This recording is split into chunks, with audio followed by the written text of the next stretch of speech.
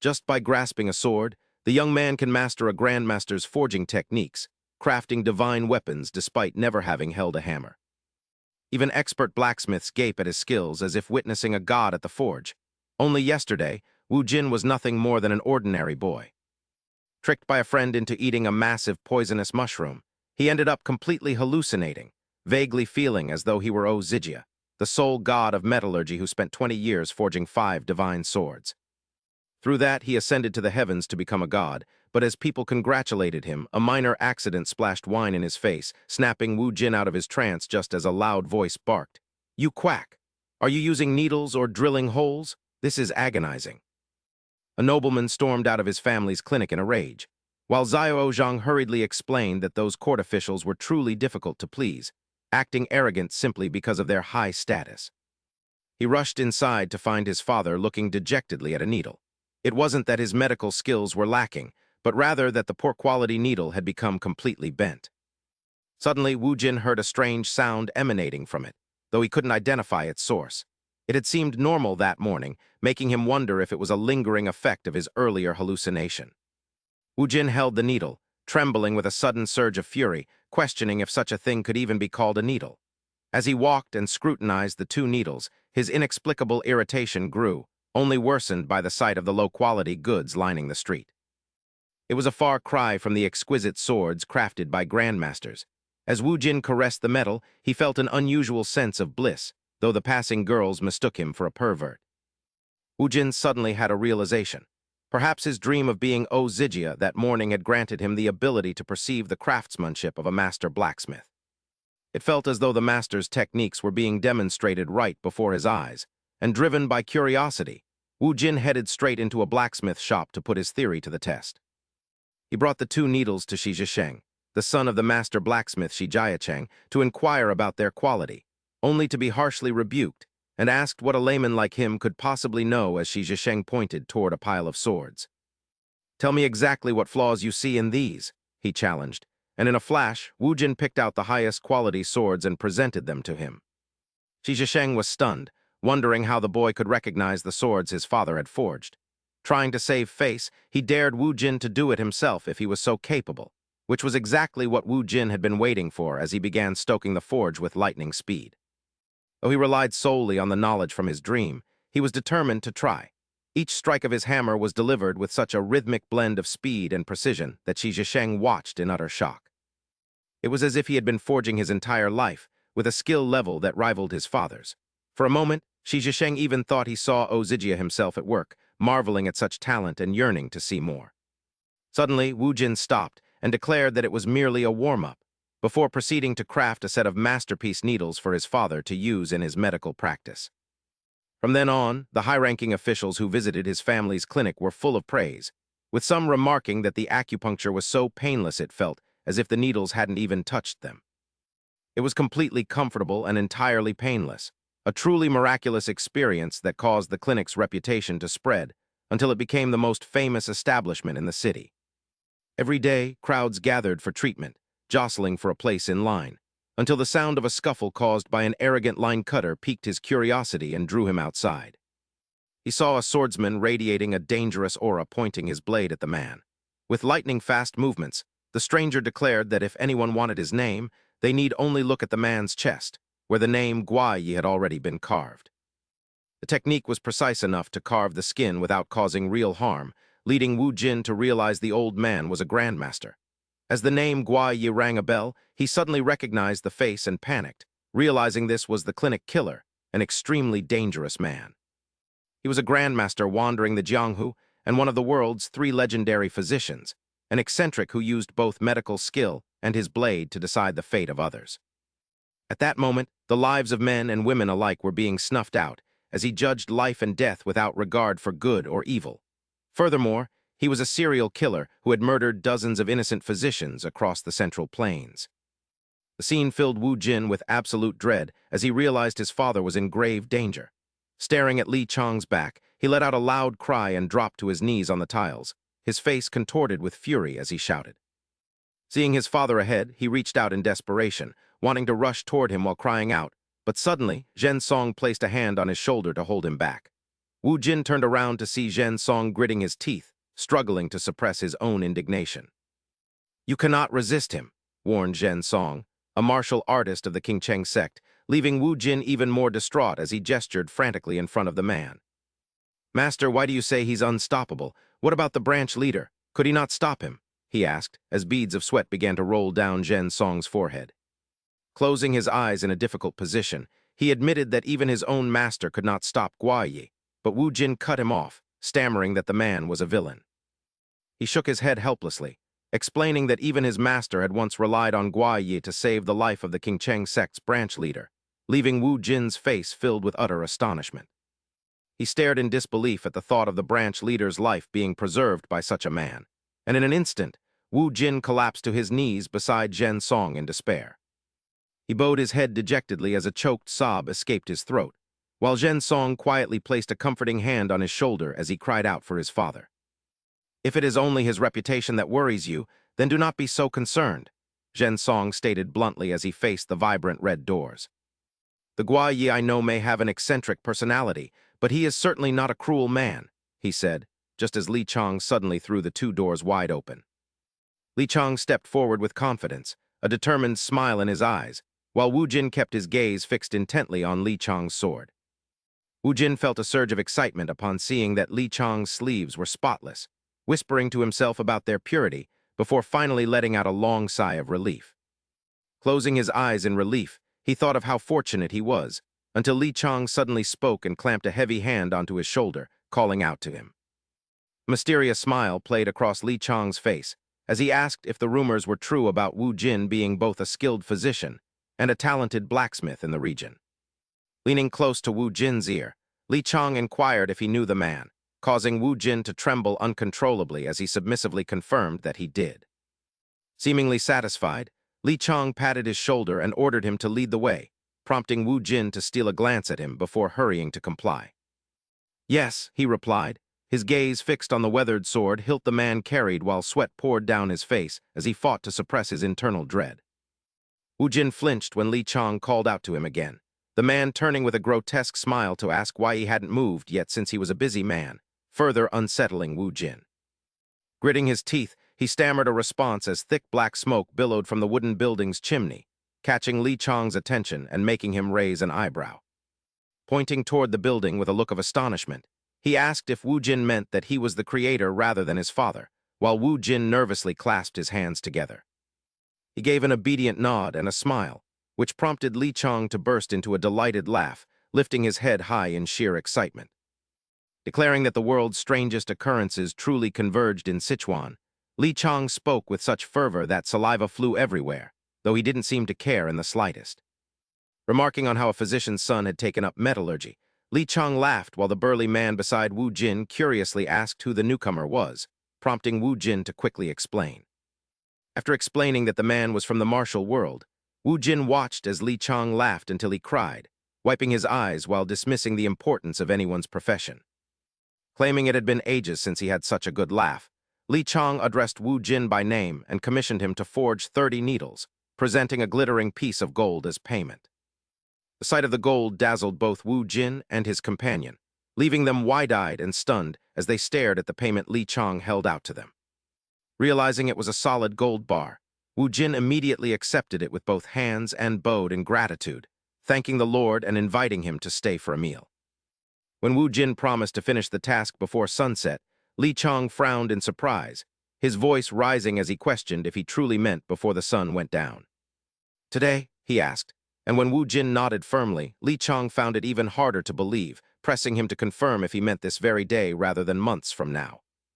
Wu Jin calmly confirmed his claim, leading Li Chang to tilt his head and study him, noting that even renowned master smiths would require several months for such work. Clutching the gold with a radiant smile and eyes fixed on the treasure, Wu Jin reiterated that he would finish today, causing Li Chang to scowl in irritation. Showing blatant disdain, Li Chang thought to himself that the items were far from ordinary and certainly weren't pre-made, yet this brat dared to promise they would be ready by day's end. Suspecting the boy was lying out of greed, Li Chang watched as Wu Jin, still mesmerized by the gold, declared he would begin immediately and that his needles would surpass even his father's. Adding that they would be even more exquisite, He clenched his fist with confidence and assured the old gentleman in a serious tone that he would certainly succeed. The burly man standing nearby pointed at him and added his praise, confirming that he truly could do it, which caused a sudden silence to fall between the three of them. Li Chang watched them intently before suddenly flicking his purple robe, an action that left Wu Jin wide-eyed as the sword on the man's back radiated a terrifying pressure. Realizing he had nearly forgotten his peril while staring at the gold, Wu Jin trembled with fear as Li Chang leisurely took a seat and shot him a warning glare. With a lethal smile, he told him to try his best but warned that failure meant death, eliciting a piercing shriek from Wu Jin that rose higher than the chimney smoke. "Yes," he cried out as sparks suddenly erupted from the chimney and flames began to dance vibrantly around the dry firewood.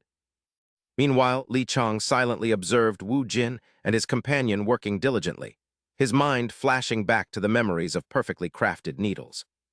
One had to draw 100 steel threads, grind each one, and select only the straightest before the hardest part began, all while Li Chang watched Wu Jin raise his hammer. Tang clan needles could never be forged by mere chance, so he watched intently, his gaze fixed on Wu Jin's powerful arm as he swung the hammer. He wondered how a mere physician could possess such solid muscles, but his train of thought was interrupted by a loud noise that suddenly caught his attention. As the black smoke billowed higher and the rhythmic sound of smithing filled the air, Wu Jin tightened his grip on the hammer and swung it high above his head.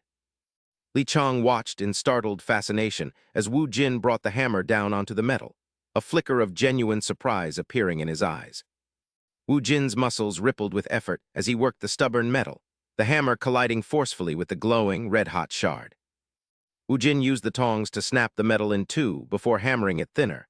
He tossed the piece aside and swung his hammer high with great force. This scene was reflected in Li Chang's eyes. As the chimney continued to smoke, Wu Jin spoke calmly, "I apologize for the wait."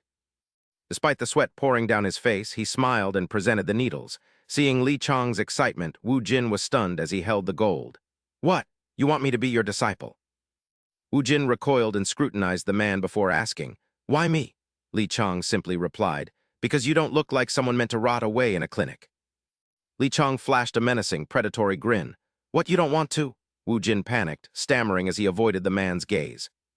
"It's not that I don't want to, it's just..." Wu Jin lowered his head in deep thought. "I'm starting to get used to being a blacksmith." "You want to take me as a student, but what can I actually learn from you?" Li Chang found the question amusing and smirked.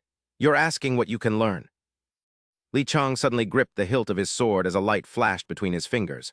While Wu Jin watched in shock, Li Chang stood tall and said, "I can teach you two things." Wu Jin muttered under his breath. White smoke rose from the furnace. The young man was suddenly horrified to find 3 needles already embedded in his shoulder. Wu Jin gasped at the sight of the shattered furniture around him. He turned to the man beside him, who declared, "Martial arts and medical arts." Li Chang smirked triumphantly and raised an eyebrow. "Well, do you want to learn?" Wu Jin bit his lip, his mind racing at the thought of becoming the disciple of a top-tier master. Not only that, but he would be learning from one of the 3 greatest doctors in the world. Wu Jin envisioned himself standing before the gates of a magnificent fortress. This was a rare chance to master both combat and healing. Even with a questionable reputation, the King Cheng sect wouldn't dare look down on their clinic if he were the freak doctor's disciple. "But," he asked, his voice filled with confusion, "why are you giving me this opportunity, old master?" Li Chang replied calmly, "Having a quick and skillful blacksmith around is incredibly convenient." Wu Jin shrank back and glanced at him skeptically. "Just for that." Li Chang threw an arm around his shoulder and proposed, "In exchange, I'll teach you everything. Isn't that a fair trade?" Wu Jin turned pale and broke into a sweat, realizing this was more of a deal than a traditional master-disciple bond. "A deal is a deal, what's the difference?" Li Chang said, keeping his arm around the boy. Suddenly, he pointed ahead. He smiled and tested him. "If a patient is possessed by evil qi, their blood is chaotic, their body is freezing, and their limbs are shaking, what is your cure?" Wu Jin stood straight and answered seriously, "First, eliminate the dampness. Then administer a decoction of poria and licorice." Li Chang nodded in approval. "Good, you pass." He leaned in closer to Wu Jin. "Anyone who has mastered the treatise on cold damage and the inner canon is fit for martial arts." Wu Jin forced a smile, feeling hesitant. "How are those 2 things even related?" the man replied. "Do you think martial arts is nothing but brute strength?" Wu Jin looked on in shock as Li Chang continued, "Try teaching a fool and you'll see." He held a needle between 2 fingers. Even with gold in their hands, a mediocre person would never grasp the brilliance of this craft. Mediocre people? Wu Jin whispered. Li Chang opened his hand and explained patiently, take these needles, for instance. A commoner could never understand their complexity. Wu Jin stared at Li Chang, his voice trembling with a mix of nervousness and newfound determination. Then, old master. Can I truly become a first-class master? Li Chang seemed taken aback by the question and repeated, a first-class master. As Wu Jin walked out the door, Li Chang's voice echoed behind him. True talent will always shine through. You should understand what I mean. Wu Jin clenched his fists and gritted his teeth. At least that means... With a look of absolute resolve, he stepped away from the building. A spark of hope flickered in his eyes as he laughed with excitement. I must reach the absolute peak. He suddenly threw a punch into the air. He spun around and delivered a high kick, shouting the peak, as he practiced his moves with pure joy. Suddenly, Wu Jin lost his balance and stumbled to the side, tumbling onto the ground.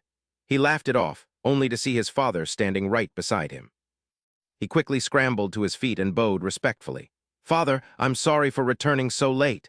He kept a bright smile on his face as he faced the old man. His father placed a trembling hand on his shoulder, causing Wu Jin to worry and quickly support his arm. Father, are you all right? The old man looked up with tearful eyes and stammered. When I heard you left with the freak doctor, I feared the worst. His frail body shook as he continued. I thought you were just being curious when he came to the clinic. Are you truly safe? Wu Jin smiled to reassure him. Yes, he isn't as terrifying as the rumors say. With Wu Jin's help, the old man walked inside. That's good. Zhen Song said the same, but I was still worried. But why did you stay at the forge with him for so long? Wu Jin lowered his voice and began to explain the situation. He wants to take you as a disciple and gave you until tomorrow to decide. A bead of sweat rolled down Wu Jin's cheek as he anxiously turned to observe him. The eccentric physician's reputation was no joke, yet he suddenly wanted a master-disciple bond. Seeing his father's body trembling more violently, Wu Jin spoke up in concern. Father, his hand stopped midair as Wu Jin forced a smile at the silent man. Why did you stop talking? Suddenly, his father rushed past him and ran into the house. Panicked, Wu Jin reached out to stop him. Father! Moments later, the man returned and stood before him, holding silver ingots wrapped in white cloth. Wu Jin took the silver, staring blankly before looking up. Why are you giving me so much silver? His father simply instructed him calmly. You should head out now. Wu Jin was stunned and asked hesitantly for clarification. Yes, I'll go, but father, the house is short-handed right now. He sighed and explained dejectedly. Besides, he's known as an eccentric physician. It might just be a passing whim. Suddenly, his father reached toward Wu Jin and muttered, being short-handed doesn't matter. Then, placing a hand on Wu Jin's shoulder, his father leaned in and said firmly, You can leave. Only at this moment, Wu Jin. Hearing this, Wu Jin was deeply moved, his eyes widening. It felt as if he were seeing that ancient tree right in front of him again. His father stood as still as that ancient tree. A gentle breeze ruffled Wu Jin's hair as he observed everything. But through your words, I suddenly understood. A vision of butterflies fluttering around the ancient tree appeared before Wu Jin, realizing his father was once a young man too. Wu Jin closed his eyes on the lush grass, feeling the spiritual energy flowing through him. I've studied martial arts for exactly 2 days. I have successfully circulated the lesser celestial orbit. For the first time, I can clearly feel every acupoint. 3 days, then 4 days passed. The inner strength was weak but steadily accumulating, growing thicker each day. His hair was gently lifted by a magical aura. Wu Jin slowly opened his eyes after merging the spiritual energy into his body. This feeling, how should I describe it? It seems I've grown stronger. No, I've taken a step forward. Sitting under the tree, shrouded in magic, he whispered, I can only leave now, only at this moment. Wu Jin felt a surge of gratitude. Thank you, father. Li Chang threw a chestnut at him and asked, What, do you miss Lady Xiang already? He didn't notice. The chestnut bounced off his head as he looked up at Li Chang and replied, No, old man. Sitting in the tree with his hand on his thigh, the old man watched Wu Jin intently. He stood up, clenching his fists, and shared excitedly, I feel like my inner strength has increased since yesterday. Hearing this, Li Chang jumped down to face him and praised, Good, how interesting. Unable to hide his excitement, Wu Jin asked, As you said, old man, I do have some talent, don't I? The man smirked, glancing at him. Your talent isn't bad, but your inner strength accumulation is only average. Wu Jin grinned broadly and threw a punch to show off. Usually, it takes a normal person 10 days to complete the lesser celestial orbit. But I finished it in just a few days. Full of positive energy and thinking of his dreams, he thought, it must be the talent for martial arts granted by the dream of the departed. Li Chang wondered, granted talent? He then threw a sword to Wu Jin. Startled, Wu Jin caught the sword. Li Chang then picked up a wooden staff and held it out. He smiled, pointing the wood at Wu Jin, and suggested, "If you're that confident, try swinging your sword. I'll give you some pointers. If you can even graze my clothes, I'll carry you out of Sichuan myself." Li Chang looked at him with a proud expression. Wu Jin drew the sword, the steel reflecting his pale face as he stammered. "Is that true?" Feeling a bit insecure using a real sword, he said confusedly, "But this is a real sword, it's so sharp, one hit could be fatal." Sweating and pale, Wu Jin protested, "No, how could I?" He suddenly imagined himself skillfully attacking with the sword. "But I've progressed for 10 days now, perhaps."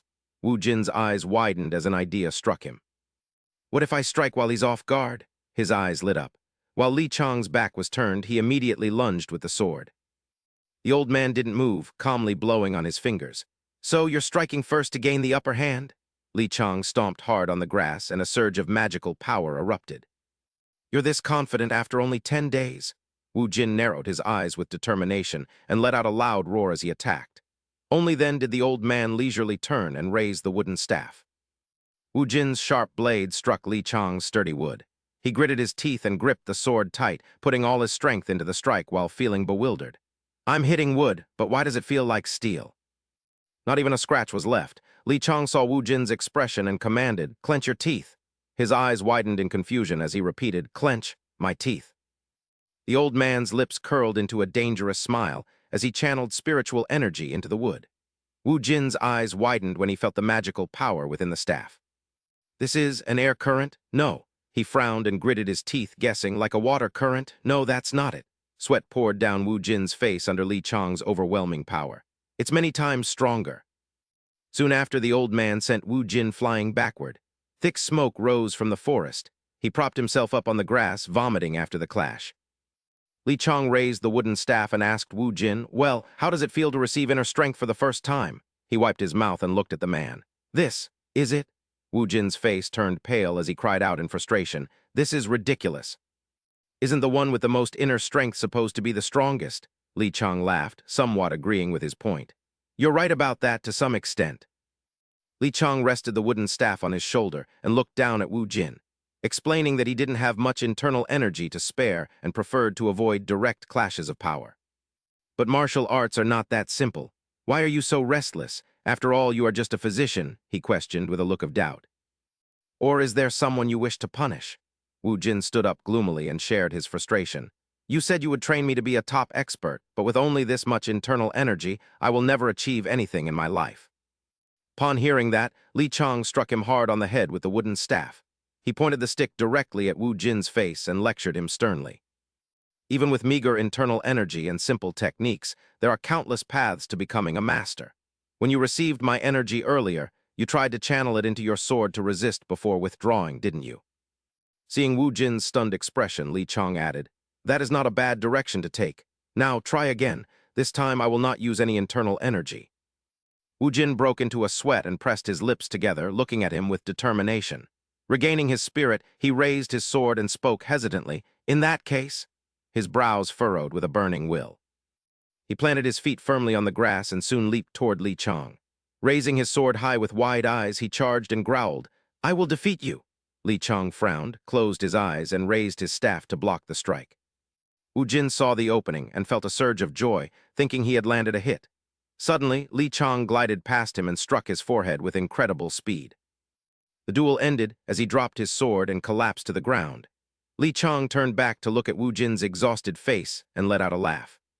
"Without internal energy, you would have died 3 times already, wouldn't you?" He squatted down, resting his hands on his thighs as he observed Wu Jin, noting that his energy accumulation speed was still slow.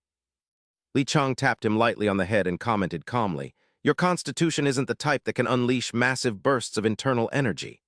Wu Jin stared at him, waiting for more, but Li Chang spread his arms to highlight his strength. "However, you have your own advantages. You have a keen sense for internal energy, moving it with agility and precision. Although your swordsmanship is only third-rate, you already know how to infuse energy into your blade. That is at least the level of a second-rate expert." He encouraged him sincerely, saying he would eventually find his way. Li Chang smiled and stroked his chin with praise. To achieve this in just 10 days is truly excellent. Wu Jin bowed his head, trembling as he spoke. Do you mean? He looked up and clenched his fists, shouting with newfound vitality, am I already a second-rate martial artist? Li Chang frowned and hit Wu Jin's head, muttering that he shouldn't have praised him at all. Wu Jin was filled with determination, claiming he was a genius. Suddenly, both he and Li Chang turned their gazes toward a nearby sound. Seeing a faint figure in the distance, he guessed, is it a wild beast? Li Chang countered. No, it has 2 legs. It's a person. Wu Jin and the old man hid behind the bushes to watch the person in the forest. Ji Jai looked to the left, unaware that he was being observed by 2 people. Wu Jin quickly noticed the 3 knots tied on the man's belt. Li Chang's expression grew tense as he asked in a low voice, why would a branch leader appear in these mountains? He jumped in surprise at the words. A branch leader? Wouldn't that make him a top-tier expert? Wu Jin exclaimed in surprise, a plague? Ji Jai smiled brightly and cupped his hands in greeting, replying, indeed, a plague is ravaging the village. People are dying, so I had to find a physician elsewhere. It is a rare blessing that you are willing to come, said Ji Jai, the branch leader and village head. Wu Jin was puzzled. Even if he were lost, the journey should only take 4 hours, yet the man had been wandering for half a day. Ji Jai scratched his head and explained awkwardly. Because I have never left the village in my entire life, Ji Jai said as Wu Jin adjusted his bag, noting it was lucky the man hadn't caught the plague. Ji Jai walked ahead and shared sadly, my master and I escaped it about a month ago. The villagers are very weak. At first we thought it was just a common spring cough, but gradually half the village fell ill. About 20 people have died. Amidst the flames, men were seen carrying the deceased to be buried. Ji Jai looked back at the villagers with regret and continued. I once considered following those who left the village to escape the plague. Dark circles were visible under his eyes from exhaustion. But this land is where I have lived my whole life. I couldn't abandon the people of the village, so my master and I stayed to help the patients, Ji Jai said, revealing his original intentions. Initially, I worked alongside the village physician, but the medicinal supplies eventually ran out. He recalled the physician's instructions. Before going to the mountains to gather herbs, his master had told him, take good care of the patients until I return. I will be back in a few days, so just hold on a little longer. His brows and eyes drooped with worry. But the deadline has passed, and there is still no sign of him. Perhaps that spiritual medicine is too hard to find. Ji Jai's somber face turned cheerful as he turned back to thank them. I am truly grateful to you doctors. Thanks to you, the path ahead is much clearer. Wu Jin stood with Li Chang and the man, looking at the houses in the distance. We have arrived. Hong Jian opened the door weakly and invited them in. Hong Jian was the protector of the village. As the old man entered, Wu Jin followed behind. On a thin white cloth lay a young boy, drenched in sweat with his eyes closed, his body covered in sores. He squatted down and took the boy's hand to examine him. After a moment, Wu Jin released the boy's hand and stared at the sweat on his own palm. His brows furrowed and his eyes widened as he analyzed the boy's condition in his mind. A preliminary pulse check shows profuse, sticky sweat and a weak pulse. His head is burning hot while his hands are not, meaning the internal heat is rushing upward. Wu Jin turned to the person beside him and asked, has this child vomited? The man, holding a cloth to his nose, listed the symptoms. Yes, he complained of headaches and dizziness. Li Chang stood nearby, watching the diagnosis thoughtfully. Damp heat, a rapid pulse, flushing, and restlessness accompanied by vomiting. This is a plague, elder, the man inquired. Then what is the exact name of this illness and its remedy? He solemnly analyzed the condition, noting it resembled summer heat fire toxin, yet differed.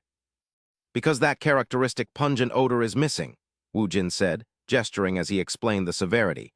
If left untreated, the fire energy would surge to the brain, turning the victim into an idiot or causing blindness. We must apply acupuncture to the Reni, Muksu, Jingying, Shingling, and Legong points, and use Afiapagan as the condition evolves, along with trichisan seeds, platycotton, and fritillaria. Li Chang stroked his beard, his lips curling into a proud smile as he remarked, you have indeed studied the internal classic thoroughly. In that case, try administering the needles yourself. Wu Jin was stunned by what he heard, but without hesitation, he began retrieving his tools from his long bag. Wu Jin held a sharp, slender needle aloft. His lips trembled as he gripped the boy's leg with one hand, pondering if the Reni point was right there. But I have never handled a needle before. Can I really do this? Li Chang approached and placed 2 fingers on Wu Jin's hand to transfer spiritual energy. He frowned in confusion at Li Chang's actions, only to hear the explanation. "Did you think I taught you energy circulation and breathing just for martial arts? As a physician, possessing such refined internal energy is a rare blessing." Wu Jin's eyes widened with hope as Li Chang's magical power enveloped both him and the young boy. Wu Jin watched a red aura manifest on the boy's forehead and thought, "Master's energy is guiding mine, making everything as clear as seeing pebbles in a stream." It was perfectly clear, and he could even perceive the harmful energy. A moment later, Li Chang withdrew his fingers and energy, asking, "Did you sense the harmful energy?" "Yes," he replied. Wu Jin focused on the elder's instructions to apply the needle and observe the energy's movement. He pricked the boy's leg, making him cry out before moving to the chest. Li Chang watched as he carefully placed each needle into the boy's head. Once finished, Wu Jin raised his hand to wipe the perspiration from his brow. His eyes remained wide, never straying from the boy for a single second. The child trembled as his breathing quickened, causing Wu Jin's expression to tighten with tension. The boy let out a cry and exhaled a plume of red mist. Wu Jin's eyes filled with visible relief as the child's breathing steadied, and he drifted into sleep. Everyone fell silent, their attention fixed on the boy. Wu Jin closed his eyes and let out a sigh of relief, surprised to find Li Chang's hand on his shoulder. "How fortunate," Wu Jin thought, looking up at the elder as Li Chang smiled and spoke. "You truly learned a great deal today, didn't you?" the elder remarked, praising Wu Jin as he looked at the young man's sweat-drenched face from the exertion. "After all those trials, you look your best now. Perhaps it is because you have truly become a healer." Outside, a dark figure turned and left in the distance as a man led the way, telling Wu Jin and Li Chang about the physician. "Are you speaking of Physician Yan? When the plague broke out, he spent his entire fortune to treat the villagers, insisting that only expensive herbs from afar would work, and eventually gave all his money to a medicine merchant," he marveled, clutching his bag strap. "He truly is a kind-hearted physician," the man agreed and added, "Indeed, after hearing that, the whole village pooled their money to use when the medicine merchant arrived." "But in this secluded valley, how could a medicine merchant visit every day?" The man continued his story, leaving Wu Jin stunned. "So the physician went into the mountains himself to find herbs to hold us over. To be honest, I used to find that loafer Zhu Shan quite an eyesore. If he hadn't brought the physician this time, I fear my son would have." He laughed loudly, gesturing toward the house ahead as he thought of his sick child. "My anger has finally subsided. There is no need for further long-winded explanations. This is the house. Though it is vacant, it should not be too inconvenient." After showing them the way, the man turned to leave, saying, "Please rest here in peace." Wu Jin and Li Chang calmly stepped into the wooden house. His gaze lingered on an old cabinet door before Li Chang turned his eyes toward a table illuminated by the faint light from outside. He suddenly spotted a doll lying on the floor at his feet. Li Chang's brows furrowed with a hint of suspicion as he leaned down to examine it, picking it up just as Wu Jin set his bag on the bed and asked a question. "He really is a virtuous physician, isn't he?" Li Chang was slightly startled by the voice breaking the silence. "Are you referring to Physician Yan?" Wu Jin spread his arms and looked around in admiration, exclaiming, "Yes, we should meet him soon. In a place where both the doctor and the people are so kind, how could a plague even break out? Look at all the food and gifts piled up there." Li Chang looked at the delicious meal that had been set out and reminded him, "All right, eat only what is necessary. Remember to return the rest when we leave, as we should not become an extra burden to them." "Understood, old man," he replied, before turning a questioning gaze toward him. "But what exactly is this plague anyway?" Li Chang poured water from a pitcher into a cup and said solemnly, "It is hard to say. Although there are similar illnesses, this one does not quite make sense, and it may be something I have never encountered before." He was utterly stunned to hear that Li Chang did not know, gasping, "What? Could there truly be an illness in this world that even one of the 3 great physicians does not recognize?" He partially closed his eyes and gave a slight, calm nod as he replied, "There is still so much I don't know. For everything I learn, 5 more unknowns appear. That is simply the way of the world," Wu Jin said as he reached out to take the cup. "I thought your medical knowledge was boundless and you knew every ailment," Wu Jin remarked, but Li Chang slowly explained that if he knew every disease, he wouldn't have to travel the world. He raised his cup and looked at Li Chang in confusion, asking if there was ever a disease the master couldn't cure. As the old man walked away, he replied thoughtfully that there was one he could treat now, but it had been too late back then. Wu Jin hesitantly repeated Li Chang's words, wondering what he meant by too late, but chose not to pry into his past and looked out the window, frowning as the sound of wailing reached his ears. The sound of mourning echoed through the buildings and spread across the entire village at the foot of the mountain, causing Wu Jin's expression to darken with deep thought. It truly needed to be treated, but unfortunately, the name of the disease remained unknown. He thought of the child's condition and regretted that if he had known sooner, he could have cured it.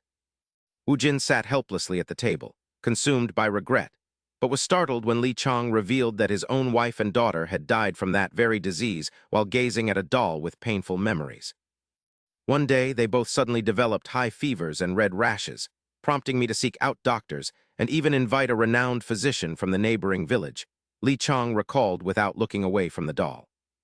He continued his story, explaining that neither physician had a cure, and ultimately, while he was still desperately searching for someone to help, his wife and child passed away.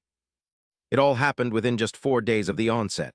Wu Jin sat cross-legged with his hands clasped in sympathy and offered his condolences to his master. Li Chang put his hands on his hips and replied sarcastically that it wasn't a tragic tale, then raised his cup and spoke with a mysterious tone. "The rest of the story is actually quite laughable," Li Chang said, recalling the moment he stood outside the door looking at a red cloth and a doll after losing his family. "I tormented myself for a time before leaving my hometown as if possessed by a ghost, wandering aimlessly as I walked away from the house I once knew." Li Chang stood before a signpost and arrived at a small village 10 days later. It should have taken only 1 day, but he had wandered aimlessly like that young man, eventually finding a village with its own physician. Li Chang sat before an old man with 2 large protruding front teeth, remembering him clearly as a rural physician with a rat-like face who didn't inspire any confidence at all. I described my family's symptoms with a glimmer of hope, and you won't believe how he responded, Li Chang said, recalling how he had stared in disbelief at the old man's words. "Just leave 5 coins and take this medicine at the right time. They will recover without any harm," the old man said, as a heavy silence fell between him and Li Chang. At that time, I didn't just have spare change in my pocket, but dozens of taels of pure silver, an amount large enough to provide a dowry for my daughter several times over. As a faint light shone on the doll, Li Chang gave Wu Jin a thin smile and remarked that his wife and child hadn't died because of a lack of money. It wasn't due to incompetent doctors or a lack of herbs either. It was simply that one physician knew the cure while the others did not, and nothing is more ridiculous than that, which is why I became a doctor to gather all the world's medical knowledge in one place. Li Chang drained his cup in a single gulp and shared that 30 years had passed, and now he could no longer even remember the faces of his wife and child. Wu Jin remained silent and turned toward the window, gazing out with a sorrowful look as the sunset over the village at the foot of the massive mountain intensified the restlessness in his heart. His master's laughter sounded strangely like a mournful cry, and the next day in the courtyard, he announced that he would head into the village to find the source of the outbreak. Li Chang agreed, saying he would also take a look before they joined forces, but he warned Wu Jin that if anyone caught him slacking off, his life might be in danger. He raised his hand to reassure his master not to worry, while a pig looked up as Wu Jin rested his chin on his hand, thoughtfully observing the animals in their pen. Later, he leaned over the well to peer inside before descending into a cellar to investigate, eventually pointing his thumb at the house behind him as he spoke. "Is this truly Scholar Zhang's house, the place where the illness first broke out?" he asked, and Hong Jian looked up and nodded, confirming it was indeed the spot. A mysterious purple mist appeared, signaling a dark plague where 2 bodies exhibited opposing extremes of fire and water, with a miasma that made the body feel freezing cold. Another type of miasma caused the body to burn and boil. Although the symptoms differed, they both originated from evil energy found in damp, dark, and foul-smelling places. However, from the livestock pens and wells to the underground cellars, there was no trace of miasma anywhere in the village, leading Wu Jin to frown and deduce that an epidemic must have a starting point to spread from. After some thought, he turned to Ji Jai and Hong Jian to ask if Scholar Zhang had fallen ill first before it spread to the neighbors, and Ji Jai hesitantly confirmed the order while pointing out the terrain. "To be precise, the people in the western part of the village fell ill first, and children were infected sooner than adults," Ji Jai explained, leaving Wu Jin to feel that the clues were slipping through his fingers. He seriously posed another question, asking what the difference was between the western and eastern parts of the village, as there had to be a reason the disease originated there. Ji-jai crossed his arms and shared what he had heard about the East having strong yang energy, while the West was filled with yin energy. But Wu Jin reached out a hand to refute him. That is not the case. The old man and I saw no signs of the plague on our way from the West to the hamlet, so why would the children be the first to fall ill? He closed his eyes tightly and continued, "Children just play together," Ji-jai suddenly interjected, "if we're talking about where the children gather. There is a small stream to the west." Wu Jin raised his eyebrows, his expression turning tense. He clenched his fists as a question arose in his mind. Water, could it be from drinking the water? But there is also a well in the east, and it doesn't look murky at all. He asked the village chief in confusion, "Elder, is the eastern well always this dry?" Hong Jian replied firmly, "No, it only dries up temporarily during the spring droughts." Wu Jin seemed to have found a clue and probed further. "I see. Did the outbreak coincide with the well running dry?" The elder agreed with some certainty. "Perhaps it was around that time." Wu Jin's face stiffened as he broke into a cold sweat, offering a deduction. If the eastern well was dry, the whole village must have used the stream water.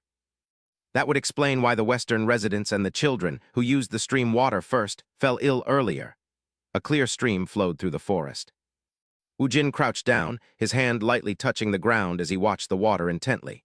The stream was crystal clear, with soft light filtering through to reveal the fine sand at the bottom.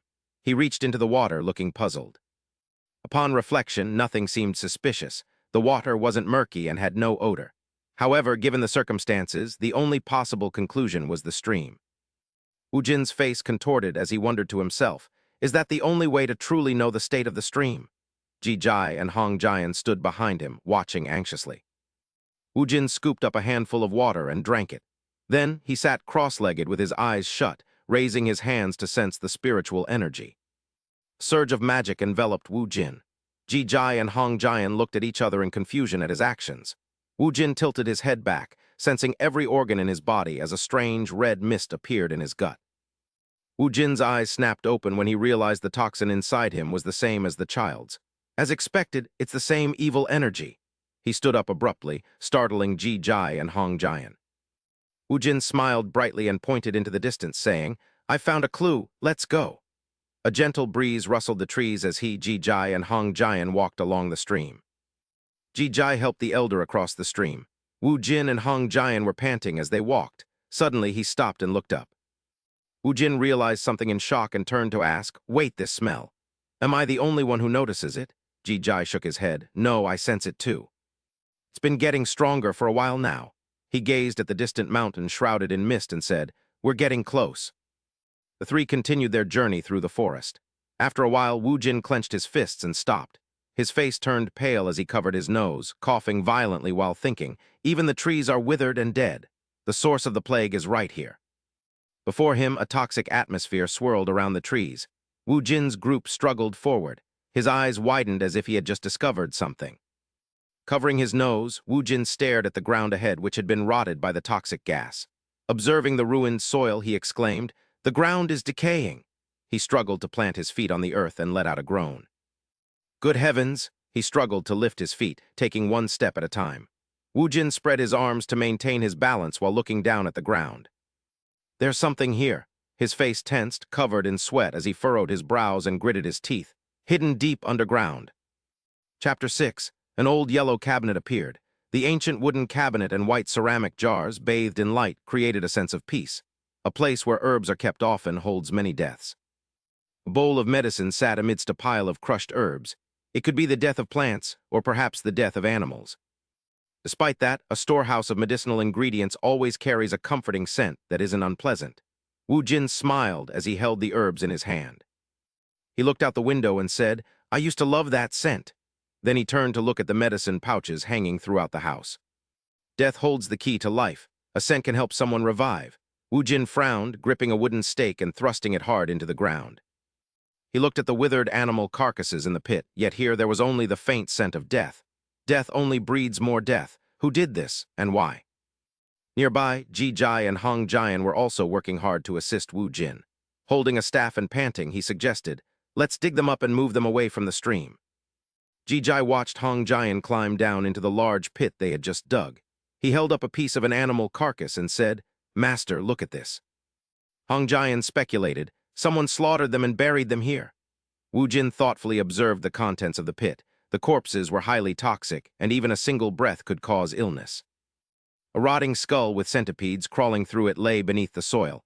It didn't cause instant death like poisonous herbs or earth toxins. However, that person clearly understood the properties of corpse poison, a toxin that makes people die slowly. It was a tragic scene for a village at the foot of the mountain. Wu Jin's entire body trembled slightly. This scheme coincided perfectly with the time the well ran dry. He raised his eyebrows, his lips pressed thin, and he gripped the wooden stake in fury. It was pure destruction. Wu Jin spun around when he heard a noise behind him. The sound of heavy footsteps startled him, Ji Jai and Hong Jian. The physician, holding a knife in one hand and a dirty bag in the other, glared at Wu Jin's group. He pulled down his mask and growled in anger. "You bastards! What are you doing to the medicinal ingredients I worked so hard to cultivate?" Hong Jian clenched his fists and spoke with fury. "Physician Yan, could it be?" Wu Jin looked at the old physician Yan in surprise. His face contorted with rage as he glared at the physician, knowing the horrors of the corpse poison and the village's plight. He realized the man had profited from the plague. He was the true culprit, a wolf in sheep's clothing whose cruelty knew no bounds. A demon in human form, he merely wore the mask of a kind healer while greedily draining the village's lifeblood like a gluttonous pig. Once his avarice was exposed, he sought to consume all of Jiu Yuan village, dangerously brandishing his blade in a sudden move. Wu Jin gritted his teeth and gripped his wooden staff, trembling with fury that the man dared to attack after his treachery was revealed. Hong Jian stepped forward to confront the physician and spoke solemnly, as the man gnashed his teeth and held the goat head aloft. He accused him of sowing the disease only to feign a cure, yet the physician remained unfazed, admitting his crimes with a savage smirk. He confessed his charade was merely to secure his final share, causing an enraged Hong Jian to growl back about such a share. Hong Jian roared, asking if he knew how many had perished for his greed, then startled the physician by hurling the broken goat head at him. The physician recoiled as two armed men stepped in to defend him, while he dismissively told the furious Wu Jin that he did not care about the deaths. He claimed his only concern was their interference, and threatened that they would pay with their lives, whether today or in the future. With a sinister glint in his eyes and a sneer, the physician remarked that he had already planned to dump their corpses into that pit. He looked at Hong Jian with contempt, calling them ragged beggars, while the old man stomped the ground and cursed the beasts. The two henchmen grew anxious upon seeing the three-knot belt Hong Jian wore, as he channeled his strength into the staff and shouted. He questioned if they dared to act so arrogantly in the presence of Tan Dui Gai Hong Jian, a protector of the beggars' sect. The man with the top knot turned and shouted at the physician, demanding to know why a beggar's sect protector was there instead of weaklings. The physician dodged the question in confusion while Hong Jian stomped his feet and gripped his staff, issuing a stern command. He declared he would count to 10, and that the only one who needed to die by his staff was the physician.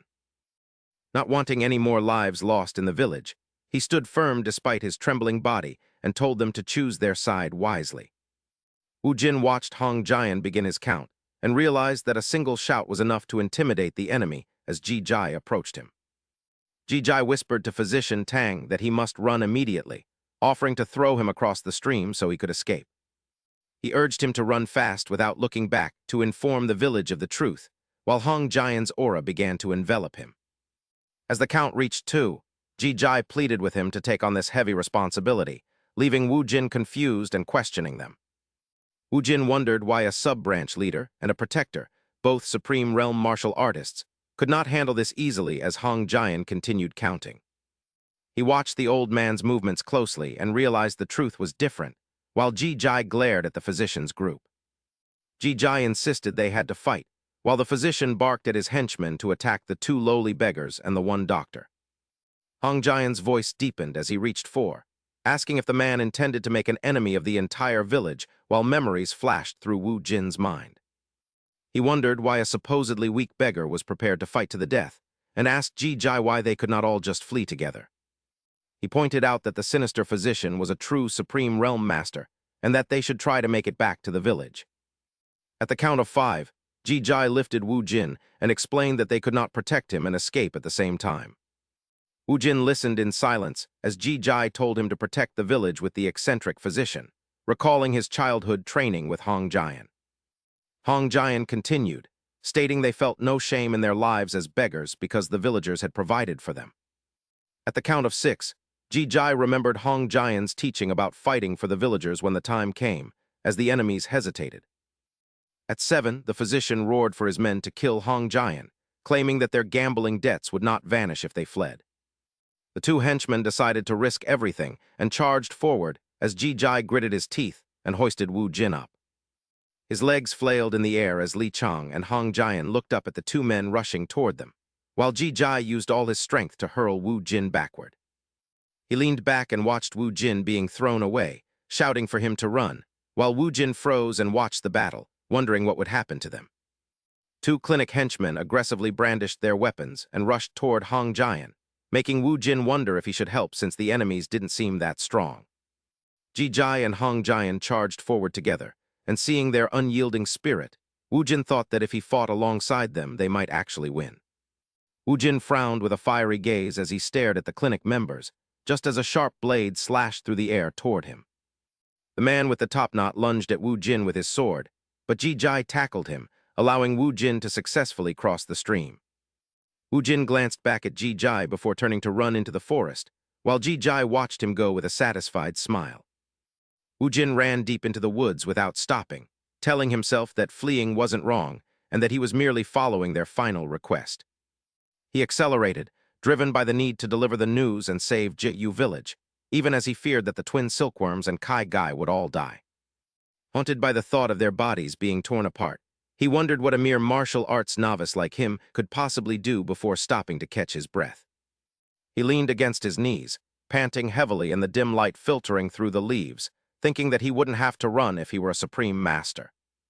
The image of Li Chang's back appeared in his mind, and as sweat poured down his face, he saw Ji Jai and Hong Jian standing beside the master in the darkness.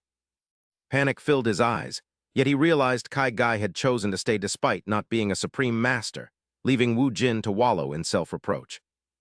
His legs trembled uncontrollably, but Wu Jin suddenly bit his lip and turned around with newfound determination, his heavy breathing echoing as he sprinted back. With clenched fists and a resolute gaze, he ran toward the light ahead, his face drenched in sweat as his breath grew ragged. He remembered once helping a bullied child and being called a fool, and though he took a beating, the pride he felt far outweighed the physical pain. It felt like being a true martial artist standing against injustice, and now he silently prayed for the path to be longer so he wouldn't have to face the fight. Cowardly thoughts filled his head as he hoped the battle would be over by the time he arrived, yet he kept running through the trees until the sounds of combat reached him. Wu Jin frowned and summoned the courage to stop hiding, knowing that if he didn't, his entire life would be nothing but a series of escapes. He watched from the bushes as Ji Jai, exhausted but still clutching his wooden staff, and Hong Jian with his fists raised in defense, continued to fight. Seeing how badly they were injured, Wu Jin wondered how he could possibly help as Ji Jai and Hong Jian struggled to keep up with their opponents. Ji Jai glared at the man before him, who gave a wicked grin and raised his sword high before charging straight at him. He stepped back to dodge the blow and raised his wooden staff to block the massive blade, shouting that evil paths lead nowhere. Ji Jai agilely parried every strike the top-knot man threw at him, but the enemy relentlessly continued his assault. Gritting his teeth in a desperate struggle, Ji Jai ducked to avoid a lethal slash from the top-knot man as sweat poured off him like rain. The top-knot man pulled his sword back for another strike, marveling at the beggar's persistence before swinging his blade once more. He mocked Ji Jai's agility as the tip of his sword grazed the beggar's leg, causing blood to spray across the ground. Ji Jai used his staff to block the incoming blow, and seeing him pinned down, Hong Jian cried out for Zhu Shan in alarm. He roared for him to stay alert and get up, but in that moment of distraction, the man with the headscarf swung an axe at Hong Jian's face. Hong Jian narrowly dodged the vicious strike, while the man mocked him for worrying about others instead of his own life. He retreated to regain his balance as the man with the headscarf clicked his tongue in annoyance at their stubbornness. Despite being on the verge of death and gasping for air, Hong Jian declared that rolling in filth was still better than being human trash like them.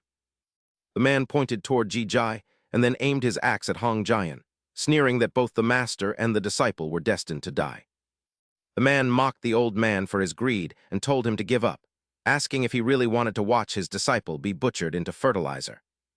Hong Jian glanced at his fallen staff and then back at the enemy, while nearby, Ji Jai continued to struggle against the top-knot man's relentless attacks.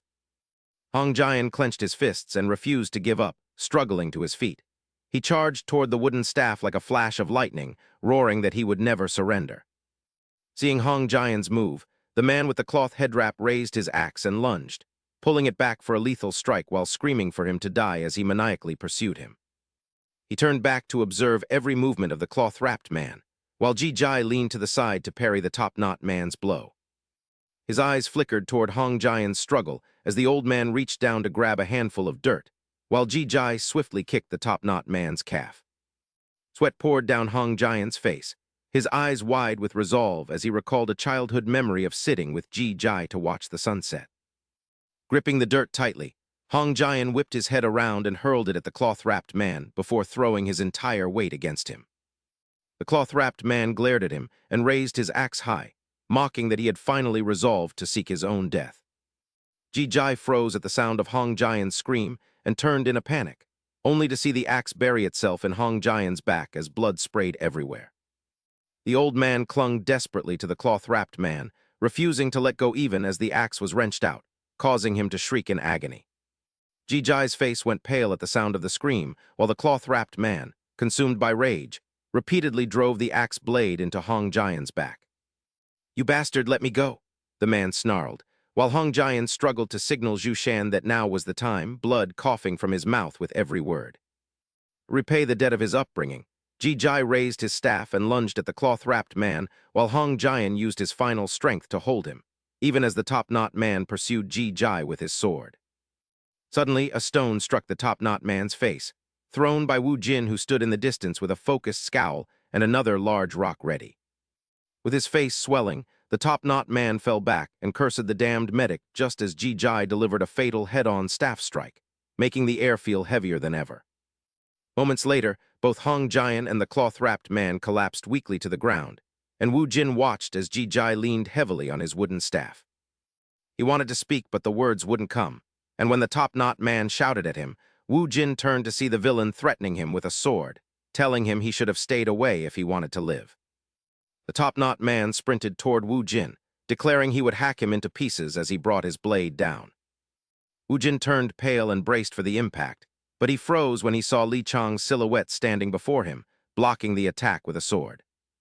The old man turned to Wu Jin and asked if he had traveled all this way just to find medicine, to which Wu Jin surprisedly called out to him. On the decaying forest floor, Ji Jai cradled Hong Jian's body on his lap as tears streamed down his face, while Li Chang watched the tragic scene in silence. After observing for a moment, Li Chang realized these men were the ones behind the plague, but Wu Jin immediately corrected him. "It wasn't them," Wu Jin said angrily, pointing at the physician and identifying him as the true mastermind, just as Li Chang appeared behind the man. Li Chang grabbed the man's head and growled, asking if it was true before shoving the physician forward and demanding to know why he started the plague. Wu Jin glared at the physician and grit his teeth, explaining that the man had spread the disease everywhere simply for the sake of profit. Terrified, the man clutched his head after being kicked by Wu Jin and begged for his life, pleading for the great warrior to show mercy. Li Chang calmly pushed Wu Jin back and continued the interrogation, suggesting that money was likely only a secondary motive, which left Wu Jin confused. When Wu Jin asked what the real goal was, the physician knelt at Li Chang's feet and begged for his life, offering a rare spiritual medicine in exchange. "Please spare me, I only want to live," he pleaded, promising to give them a rare herb far superior to anything found in the village. Trembling, he asked if they had heard of the black sparrow herb, a flower that Wu Jin knew bloomed by absorbing the yin energy of a chaotic world. Though slightly inferior to the 10,000-year snow ginseng, it was just as famous for growing upon the withered remains of the fallen. Calling it the flower of heroes, the physician pointed into the distance and begged the warrior to take it in exchange for his life. Both Wu Jin and Li Chang grew tense as the man pointed toward a cave emitting a faint, eerie purple light. A vibrant purple flower came into view, prompting Wu Jin to exclaim in disbelief to the old man that it truly was the black sparrow herb. Wu Jin approached the physician with a threatening fist, demanding to know why he had caused so much suffering if he only intended to use the herb as a bargaining chip. Li Chang placed a hand on his shoulder to calm him, sensing the physician's true intentions and noting that the herb wasn't meant to save his life.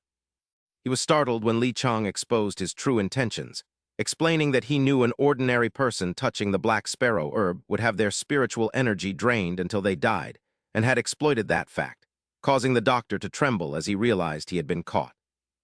The black sparrow herb is a spiritual medicine nurtured by death, which explains the collection of corpses, as they would have become food for the herb along with both you and me, he said, looking over at Ji Jai, who was still weeping over Hong Jian's cold body. You were likely just stalling for time to devise another scheme, such as pretending to harvest and process it only to use that opportunity to administer poison. The doctor slammed his hands onto the ground and lowered his head until it touched the earth, desperately refuting the claim by saying that the black sparrow herb is incredibly difficult to refine. I truly intended to refine it myself and present it to you, he claimed, but Li Chang snapped his head around to glare at him with a piercing gaze and offered a mocking compliment. He remarked that for a mountain healer, his knowledge was surprisingly extensive, to which the pale doctor forced a smile and replied that it was merely a few trivial skills. He reached out and plucked the purple flower, speaking indifferently about how it was a pity, while Li Chang carefully observed it to the doctor's total shock. I was never an ordinary person to begin with, he stated as sweat poured down the man's face, and he struggled to ask what would happen if he touched it with his bare hands. Before the doctor could finish saying he would die, Li Chang's sword flashed across his neck, and his head tumbled onto the cold ground. Li Chang stared intently at the flower in his hand and arrogantly declared that he would handle his own life and death, while in the deserted forest, a voice suddenly wondered why such trashy quacks kept appearing. Li Chang muttered in annoyance that they think they are healers just because they learned a bit of medicine, calling them nothing but filth, as Wu Jin cautiously approached to check on him. When asked if he was all right, the old man turned back and snorted, asking if he thought his reputation was something earned through gambling. Before departing, Li Chang instructed him to take Hong Jeji and move back while he absorbed the toxic miasma from the corpses and the black sparrow herb. As he walked away with Ji Jai, he obediently replied, but Wu Jin still seemed to be pondering something as he watched Li Chang sit down on the ground. He began to circulate his energy while the other man stared in amazement, not daring to make a sound as he sensed the energy currents Li Chang was generating. He instinctively looked down at the ground and saw the purple aura being rapidly drawn away at a visible speed, prompting him to immediately turn his head to look. The toxic gas was being absorbed before his eyes, and as Li Chang's power grew even more intense, Wu Jin leaned back and shielded himself while marveling at the terrifying poison. Those toxic currents swirled around Li Chang as he sat there, and the miasma on the monster's body was sucked away until it was completely drained. Wu Jin witnessed the entire scene from a distance, yet he could still easily feel the overwhelming pressure emanating from that spot. After some time, the toxic clouds finally began to dissipate, revealing Li Chang still sitting calmly in his original position behind the thick haze. He was too worried to approach and ask if it was over when the old man's voice startled him, asking if he had seen clearly and stating that only this level could be called true energy circulation. He generously gave him the flower and told him to take it, explaining that he had purified it with his superb energy so it could be used safely, and Wu Jin thanked Li Chang and obediently accepted with a nod. He added with pride that Wu Jin was worthy because he had uncovered the quack's plot, leaving the young man bewildered about what he meant by being worthy. Li Chang merely smirked and said that absorbing the poison was enough for him, while Wu Jin suddenly fell into deep thought.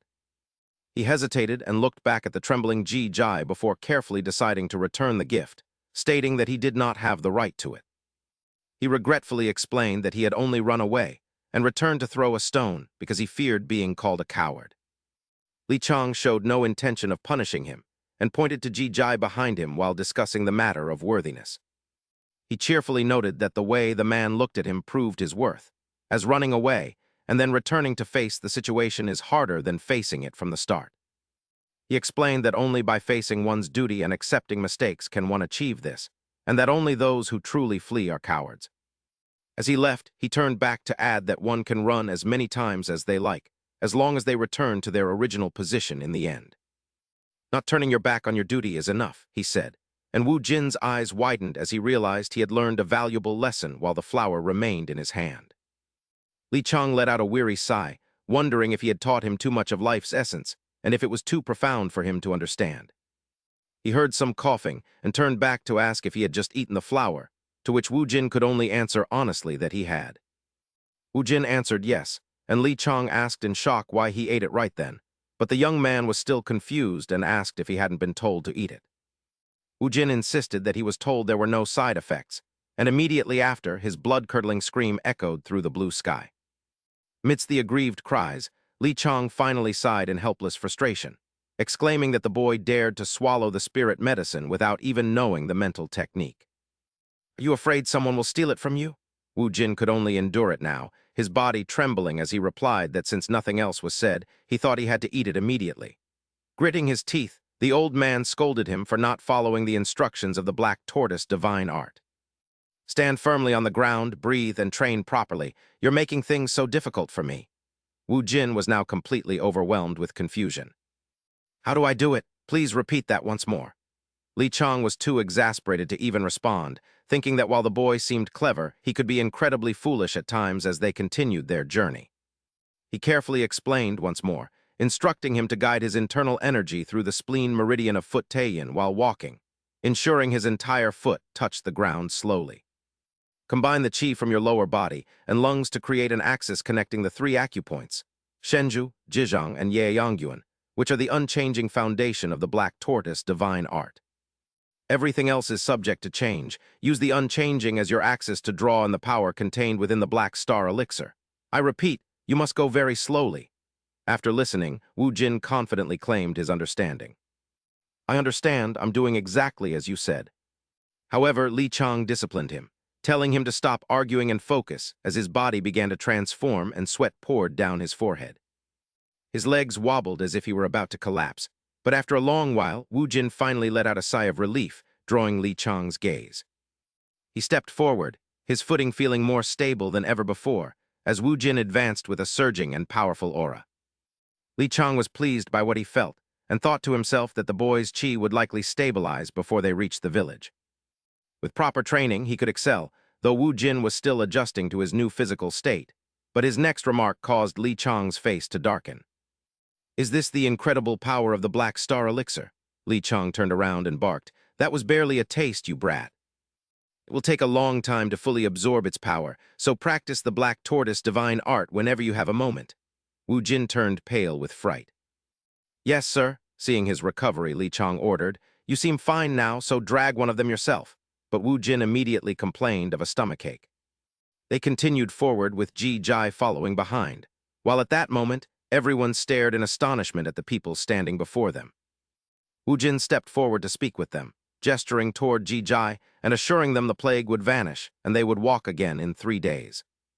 Hong Jiji and Ju Mo Quan Jai had already dealt with the mastermind, causing the crowd to erupt in excitement, clapping and cheering incessantly. Only Ji Jai's face remained as dark as coal, while the villagers crowded around Li Chang and Wu Jin to celebrate, though the old man noticed something unusual. Li Chang turned to look and saw Ji Jai bowing slightly in gratitude under the bright sunlight, while everyone else celebrated and completely ignored him. Ji Jai slowly walked away as a solitary figure, pausing for a moment to look back at the corpses before departing without looking back again. The sunset bathed the mountain in a golden glow as time slipped away, and soon a new day dawned over that all-too-familiar rooftop. Early that morning, Wu Jin was already practicing with a makeshift tree branch, performing every movement with great care and deep focus. Suddenly, Wu Jin looked up at the branch and wondered how the old man had done it, but while he was distracted, a foot kicked him squarely.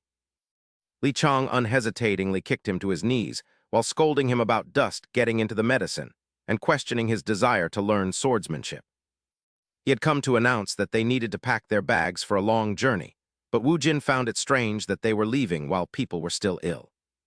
His mind was filled with thoughts of beautiful girls, thinking that staying 5 more days would allow him to monitor the patients and be treated like a hero. Li Chang snapped Wu Jin back to reality, saying he only visited because Hong Jiji asked, leaving Wu Jin stunned as he hadn't seen Hong Jiji since last night. He explained that the man was likely burying Ju Mo Quan Jai and would probably end up starving, leaving Wu Jin confused about how a hero could be starving. He realized that for a beggar sect disciple who had killed, even with a valid reason, killing a martial arts expert meant he was no longer just a beggar. Wu Jin lowered his head as his mood soured, realizing he was now paying a heavy price, and the two of them continued to discuss the matter. So what will happen to Hong Jiji now? Li Chang looked up at the sky and remarked that the man would have to make his own choices after taking a life. When the news of their departure spread, everyone came out to see them off, and although Wu Jin was reluctant, he still had to start his journey. The two of them traveled along the trail day after day, walking steadily together without exchanging a single word. Suddenly, Wu Jin looked at the scene before him with curiosity and surprise as he realized they were at a graveyard, and Li Chang called out to him. There it is. 2 wooden sticks were placed in front of a certain grave, and they both approached in silence to pay their respects to the deceased. They bowed together before the grave, but Wu Jin glanced over at Li Chang, sensing something unusual about the old man's demeanor. The entire scene fell into silence until Ji Jai suddenly approached and clasped his hands in greeting, saying, "Hong Jiji, I am deeply indebted to you. I wish you a safe journey ahead." Seeing him, Wu Jin rushed over and asked if he had been there since last night without eating anything. He kindly offered some food, which Ji Jai accepted with deep gratitude, while Wu Jin continued to ask him questions out of curiosity. "Will you continue to stay in this village?" He nodded in confirmation, saying he would remain since he had lived there his whole life with nowhere else to go. Ji Jai added with an optimistic smile that a beggar's nature is to survive by any means, while Li Chang's words still echoed in Wu Jin's mind. "That is the nature of killing." Suddenly he made a proposal. "Come with me." Ji Jai was startled by these words. "Where to?" Wu Jin enthusiastically grabbed his hand. "Where else? I will take you to a place where you can be a beggar without any shame. Old man Ma Quan Jai would surely want that too." He turned back happily and asked. The old man thinks so too, right? However, by the time they reacted, Li Chang had already vanished. Wu Jin didn't worry much and simply pulled Ji Jai along. "Old man, let's go together." He ran at full speed to catch up with Li Chang. "Why did you leave without saying a word?" By the time they caught up, they were panting heavily. "You move truly fast, sir." And so they chatted happily together along the way. After all, Hong Jai Jai would be coming along. "You know, you should focus on practicing the black tortoise divine art." Young Wu Jin then made a suggestion. "Also, please teach me some sword techniques now." Li Chang burst into an excited laugh. "I have been waiting for you to say that for a long time." In this manner, they traveled together, inquiring about the journey. "But where exactly are we going? Zhou Shan, you are a genius, aren't you?" That brat Wu Jin never asked this before. What genius? It is only natural to ask that. Finally, Wu Jin shouted in frustration. "So, where is our final destination?" The 2 wooden posts at the grave earlier were inscribed with the tomb of the great hero Ma Quan Jai. Li Chang turned around and gave them the answer. Luyang in the middle of the vast, endless forest. Li Chang enthusiastically guided them. The sword pierces straight into the heart. The heart-centered sword sounds ordinary, but it is the technique closest to the true essence. He performed a few more movements to demonstrate. Among them, the quintessential moves were Bamboo Wind and Spring Vine Peak. Ji Jai and Wu Jin stood by, learning the moves with great enthusiasm, these techniques. At that moment, a surge of energy manifested from Li Chang's strike. He turned back to ask the 2 of them, "How was it? Can you do it?" Both of them looked at Li Chang with disdain. Wu Jin seemed to explode with rage as he screamed. "How could I possibly do that? Do you think I can just because you say so?" He stepped forward to confront him. "Why is it impossible? I have been teaching you for a whole month. How can I chop trees like that in just a month?" Li Chang was equally furious and immediately retorted. "Who told you to do it that way?" "That is the stance, kid." Ji Jai remained silent in the face of their conflict. "Come on, do it like this, like this. Is it like this?" "No, like this." An unknown amount of time later, they were still practicing. Li Chang suddenly spoke up. "Zhou Shan, you give it a try." Wu Jin, standing nearby, added his own comment. "See, he did it correctly." Ji Jai followed Li Chang's movements to learn. "Like this?" The old man was very satisfied. Yes, the stance must be precise like that. Wu Jin did the same and confidently claimed it didn't look much different. However, a moment later, Li Chang was still correcting him. "Do it again. Hey, your back must be straight, your legs too." Ji Jai studied diligently by his side. Wu Jin never stopped arguing. "You are quite ambitious for someone who has only been learning for a month. You will end up in the hell of greed." However, Li Chang paid no attention to that. "Straighten your back. It is already straight." You should worry about respecting your elders to avoid the frozen hell. Their lives continued in this manner. In the morning, they practiced the vertical wall stance. Then, until evening, they were only allowed to move using the purple cloud steps. Not only that, but they both had other exercises as well. When the sun set, they spent a month sparring with the heart-centered sword. Hongzhou Shan won all 30 matches. Ji Jai suddenly had a smile on his face. During that entire time, he observed the relationship between the two. He saw them bickering with each other without end. If this keeps up, I won't be able to respect you. I might even attack you. You dare to attack me? Do you even have the ability? It was very strange. Ji Jai still stood nearby, watching. Sometimes it was a very close bond between master and disciple. Li Chang still had to devotedly guide Wu Jin bit by bit. But immediately after, they were like an uncle and nephew teasing each other. Why are your hands shaking? They are so weak. Ji Jai understood them very well, though they seemed to be playing. Beneath that exterior lay hidden respect and expectation. The eyes of both men shone with extraordinary determination, yet seconds later they were arguing again. That bond made Ji Jai feel great admiration. With that style, when will you ever defeat Zhou Shan? I will win today, just you wait. It will be very difficult to win. I once had a master like that too. He naturally felt a sense of shared happiness seeing them like that. Ji Jai could not help but recall memories from the past. It had been like that. After the exhausting practice session, it was time for a midday break. Please have dinner, old man. See how polite Zhou Shan is. Yes, please eat to preserve your health. In the city at this time, the rain was falling incessantly. Ji Jai clasped his hands to express his gratitude. I have received immense help during this past period. Li Chang also nodded in agreement. Yes, if fate allows, we shall meet again. He did not forget to add, if you intend to stay in Chongqing permanently, do not forget to change your name. It will be troublesome if someone finds out about Zhuan village. Regardless of the reason, you have killed someone. Ji Jai did not resist. He nodded in obedience. In this way, he turned to bid them farewell and departed. Even though they were far apart, Ji Jai kept waving, seemingly reluctant to leave. After a while, he disappeared into the crowd of people hurrying to find shelter from the rain. Wu Jin's face at this moment also reflected sadness. He has left quietly. Li Chang seemed to have guessed his mood. You seem sad, don't you? Wu Jin didn't hesitate to admit it. Yes, he was the first friend he'd made since leaving Sichuan. The old man didn't miss this chance to tease him. Right, the friend you never defeated even once in those heart-sword matches. It's pathetic, truly. You might not win a single time in your entire life. But by the time he shouted, the man had long since vanished. I almost won that last time. Wu Jin didn't have time for more as he rushed after the old man. At least say something. Where are you going? Li Chang didn't bother to explain. Stop talking and just follow me, kid. After a while, they arrived at a shop in the city. Seeing customers, the man there inquired, borrowing the forge, as for the price. However, the man immediately spoke with disdain. Do you think you're even qualified to watch him work? Li Chang introduced him. You'll have a front row seat to watch the world's greatest alchemist. How about it? Wu Jin smiled awkwardly, his heart filled with anxiety. Who would accept such a deal? The old man remained silent for a long time, seemingly deep in thought. After some hesitation, the blacksmith reached an agreement. Let's do it. Wu Jin couldn't help but wonder, why did he agree? Li Chang enthusiastically pushed him inside. Since we're borrowing it, let us use the materials and firewood too. The man didn't even spare them a glance.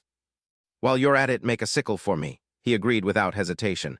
Understood, shopkeeper. Wu Jin grumbled as he lit the firewood. He kept complaining, why suddenly make a sword, and what's with the watching? I'm not some monkey performing a show. Li Chang ignored his whining and made a demand. Stop muttering and finish the sickle first. A sly smile suddenly appeared on his lips. From the start, the tuition for martial arts and medicine was to be paid in goods. Are you planning to skip a month's tuition? His face suddenly turned pale. That's true, but... Wu Jin nervously spoke the truth. I've never forged a sickle before.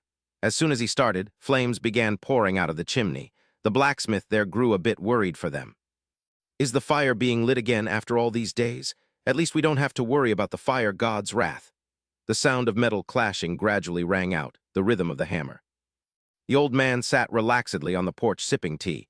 It suited the sound of the rain, the resonance sounding like jade chimes. Though not necessarily the best in the world, he would surely become a fine blacksmith. Suddenly, the blacksmith's old memories came flooding back. I was like that too when I was young. He bowed his head, reminiscing bit by bit. Who knows how much time passed? The blacksmith took the finished product in shock. An exquisite sickle had been forged. He couldn't believe his eyes. This, Wu Jin politely handed it over. Sir, this is the first sickle I've forged. Is it okay? Is this valuable enough? The man trembled, not daring to take it. The first time? Then the blacksmith suddenly grabbed the blade decisively. He held it up to test the feel. Wu Jin was confused by this sudden change in attitude. Sir. Immediately after, the man made a perfect cut in front of him. The blacksmith's face seemed to carry a hint of sharp intensity. The old wooden table in the room. Just like that, with a single movement, it looked brand new. The blacksmith frantically used the new sickle. Only then did Wu Jin slowly realize. A master? Suddenly the man vanished, making him look around. Wu Jin hurriedly tried to follow. Feng, old Feng, where are you going? However, Li Chang stood there calmly and said, Don't worry, just get ready to forge the sword. He'll be back soon. Quickly, he changed his words. No, they're here. Before Wu Jin understood anything, countless figures appeared behind him. He trembled in fear as they slowly glared at him as if they wanted to eat him alive. The blacksmith approached and held up the sickle. Young man, this thing. But his next words stunned him. How did you forge this? Is it that good? They began picking up their weapons. How on earth? It seemed everyone was so hungry for it they were salivating. Some even shook with excitement. A weapon made by Chongqing's best blacksmith. Someone even brought a log. The blacksmith could no longer contain his excitement. Not a single nick on the blade, yet it cuts through this like tofu. They rushed toward Wu Jin like a pack of starving wolves. That technique, please teach us. Their eyes were filled with anticipation. Anything is fine, just forge one for me. A sword, start with a sword. No, this one first. An axe, the axe must be the priority. Hearing this, sweat poured down his forehead. He didn't understand how things had turned out this way. In the moment of crisis, Li Chang stood up with a sly smile. As soon as they saw him, they timidly backed away a few steps. Suddenly, Li Chang reached out his hand and made a cheerful proposal. The entrance fee is 2 taels of silver. The crowd went silent, then they still tried to haggle over the price with Li Chang. 2 taels, by the way. From now on, he will be forging swords right here. 2 taels, exactly 2 taels then. On a distant road, Ji Jai walked alone. He kept walking and walking. Suddenly, something caught Ji Jai's attention. He turned his head and thought, this is Master's hometown. Just as he said, everything is grand. I wonder where that mulberry field he used to visit is. Ji Jai continued to smile happily under the rain. Suddenly, he remembered something, the master of the beggar sect. Ji Jai looked at the string in his hand, the very thing his master used to hold. He gripped it tightly with determination. After a moment, Ji Jai made a decision. Maybe I should go find Master's acquaintances. As the rain poured, Ji Jai confirmed the information he had heard, and the pavilion master thanked him sincerely, inviting hero Hong to return any time. The pavilion master offered a friendly smile while Hong hid his dark motives, stating that beggar's sect disciples were always welcome, and Ji Jai responded with equal sincerity. However, his expression turned cold the moment he turned away. Soaking in the rain, Ji Jai muttered that he only came because he heard the beggar's sect had a long history here. Yet no one knew of his master. It was understandable after a 20-year absence, but the beggar's sect his master described was entirely different from this. He never expected the pavilion master to be a member of the sect, and remembering that man's hateful face, Ji Jai ground his teeth in rage at the requirement of an entry fee to join in Chongqing. Even for an orthodox sect, one had to pay just to become a beggar. He continued his lonely walk, certain that no one on this street would recognize his master. The heavy rain showed no signs of stopping as Ji Jai searched along the roadside, asking if anyone knew a man nicknamed Ma Quanjai. He was turned away everywhere he went while asking about Chongqing 20 years ago. A few people showed interest, but no clues were found. Searching for the four-knot disciple, Ji Jai met a group under the bridge, but quickly gave up and walked away after thanking them when they knew nothing. He clutched his token tightly, wondering if truly no one knew him, when an old beggar suddenly dashed past him to seek shelter under the bridge. Shivering from the cold, Ji Jai decided to try one last time. Without much hope, he called out to the man, asking if he might know someone. The old beggar turned and tilted his head in confusion as Ji Jai asked with a smile if he knew a four-knot disciple named Ma Quanjai. He mentioned the man had been there 20 years ago, and the old beggar seemed to recall something, asking if the man was about a decade older than himself. Ji Jai jumped up in excitement and confirmed it, but the old beggar warily backed away, noting how clean this particular beggar appeared.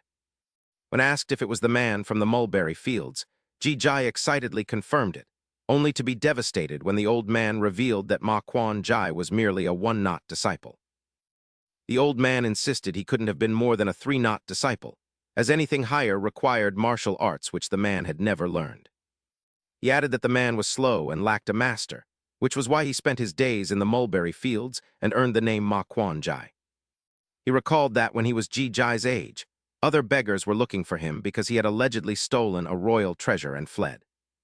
He suggested asking Old Lady Long downstream for more information, but Ji Jai bolted away before he could finish, leaving the old man startled. The rain intensified as the sky grew dark with thunder, and Ji Jai wept while clutching his token tightly, cursing under his breath near the rushing river.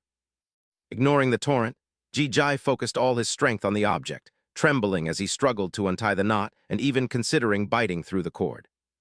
Cursing the beggar, he threw the token down in denial, realizing that ranks were based on survival rather than skill and screaming that the martial arts he learned were all worthless. He roared that everything was a lie, ignoring the lightning striking nearby as he stood there shouting at the top of his lungs. He prepared to hurl the cord into the water but hesitated at the edge.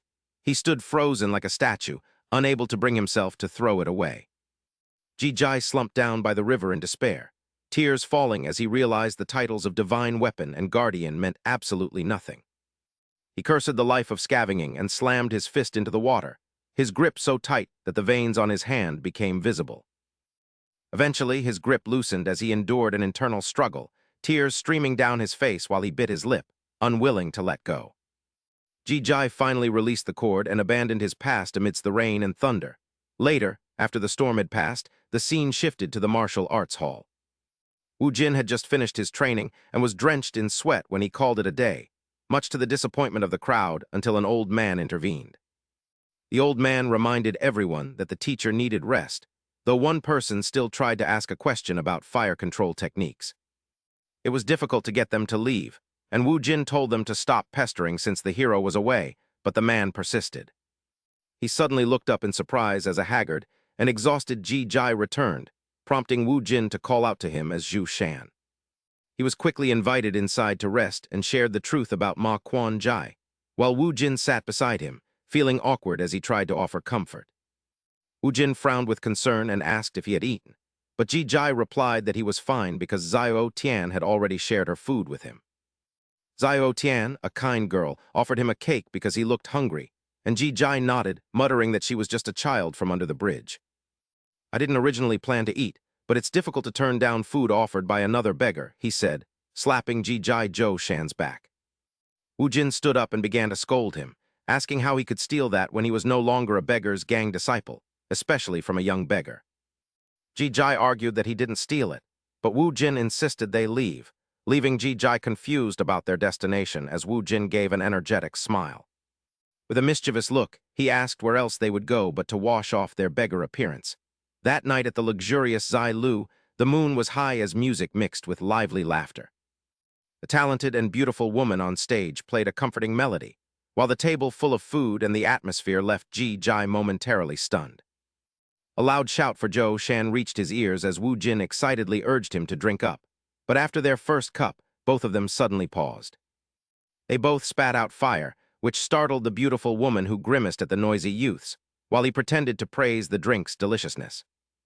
Ji Jai laughed, saying it wasn't delicious, and he thought Wu Jin would vomit, but Wu Jin joked that his fame as one of the world's 3 great doctors wasn't won through gambling.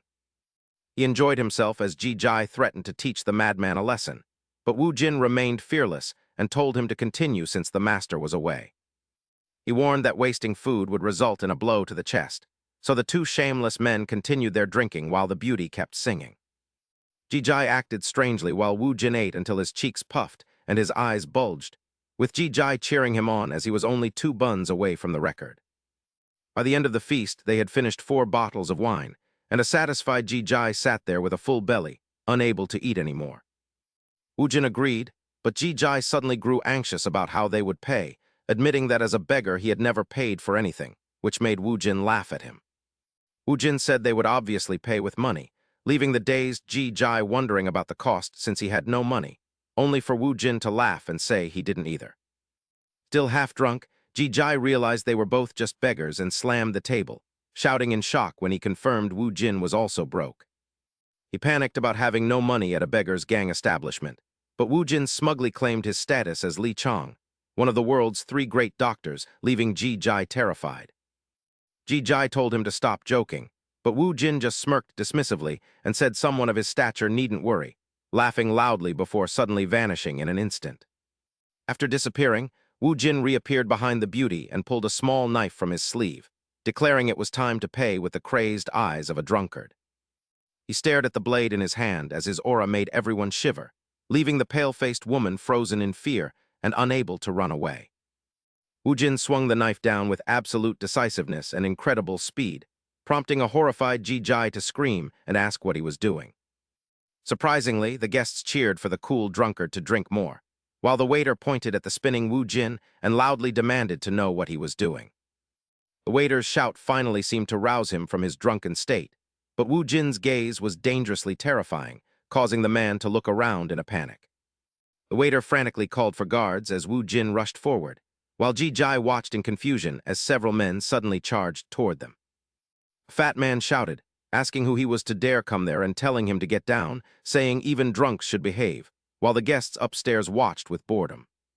Some guests found it entertaining, claiming it was better than the pipa music, as 2 guards roared at Wu Jin, who spun around and swung a wine bottle in response. The onlookers' faces changed, and Ji Jai had no idea what was happening until an intricately carved object suddenly appeared before everyone's eyes. He calmly drank his wine while Wu Jin mockingly asked if they wanted him to stop his calculations, causing the 2 terrified guards to back away. He claimed he only asked because the music had stopped and quickly changed the subject, insisting they shouldn't ruin the hero's mood even as the beauty broke a string. The guests stopped eating to watch his every move below as he continued to skillfully carve, his sharp blade gliding precisely along the wood.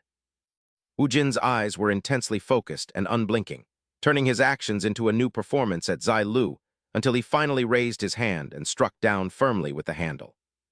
As wood chips flew, Wu Jin revealed a breathtakingly beautiful statue with details so intricate they would have taken a master craftsman weeks to complete. He boldly announced that he would use the statue to pay for the meal, recalling an old man's words that his talent would earn him respect anywhere in the world.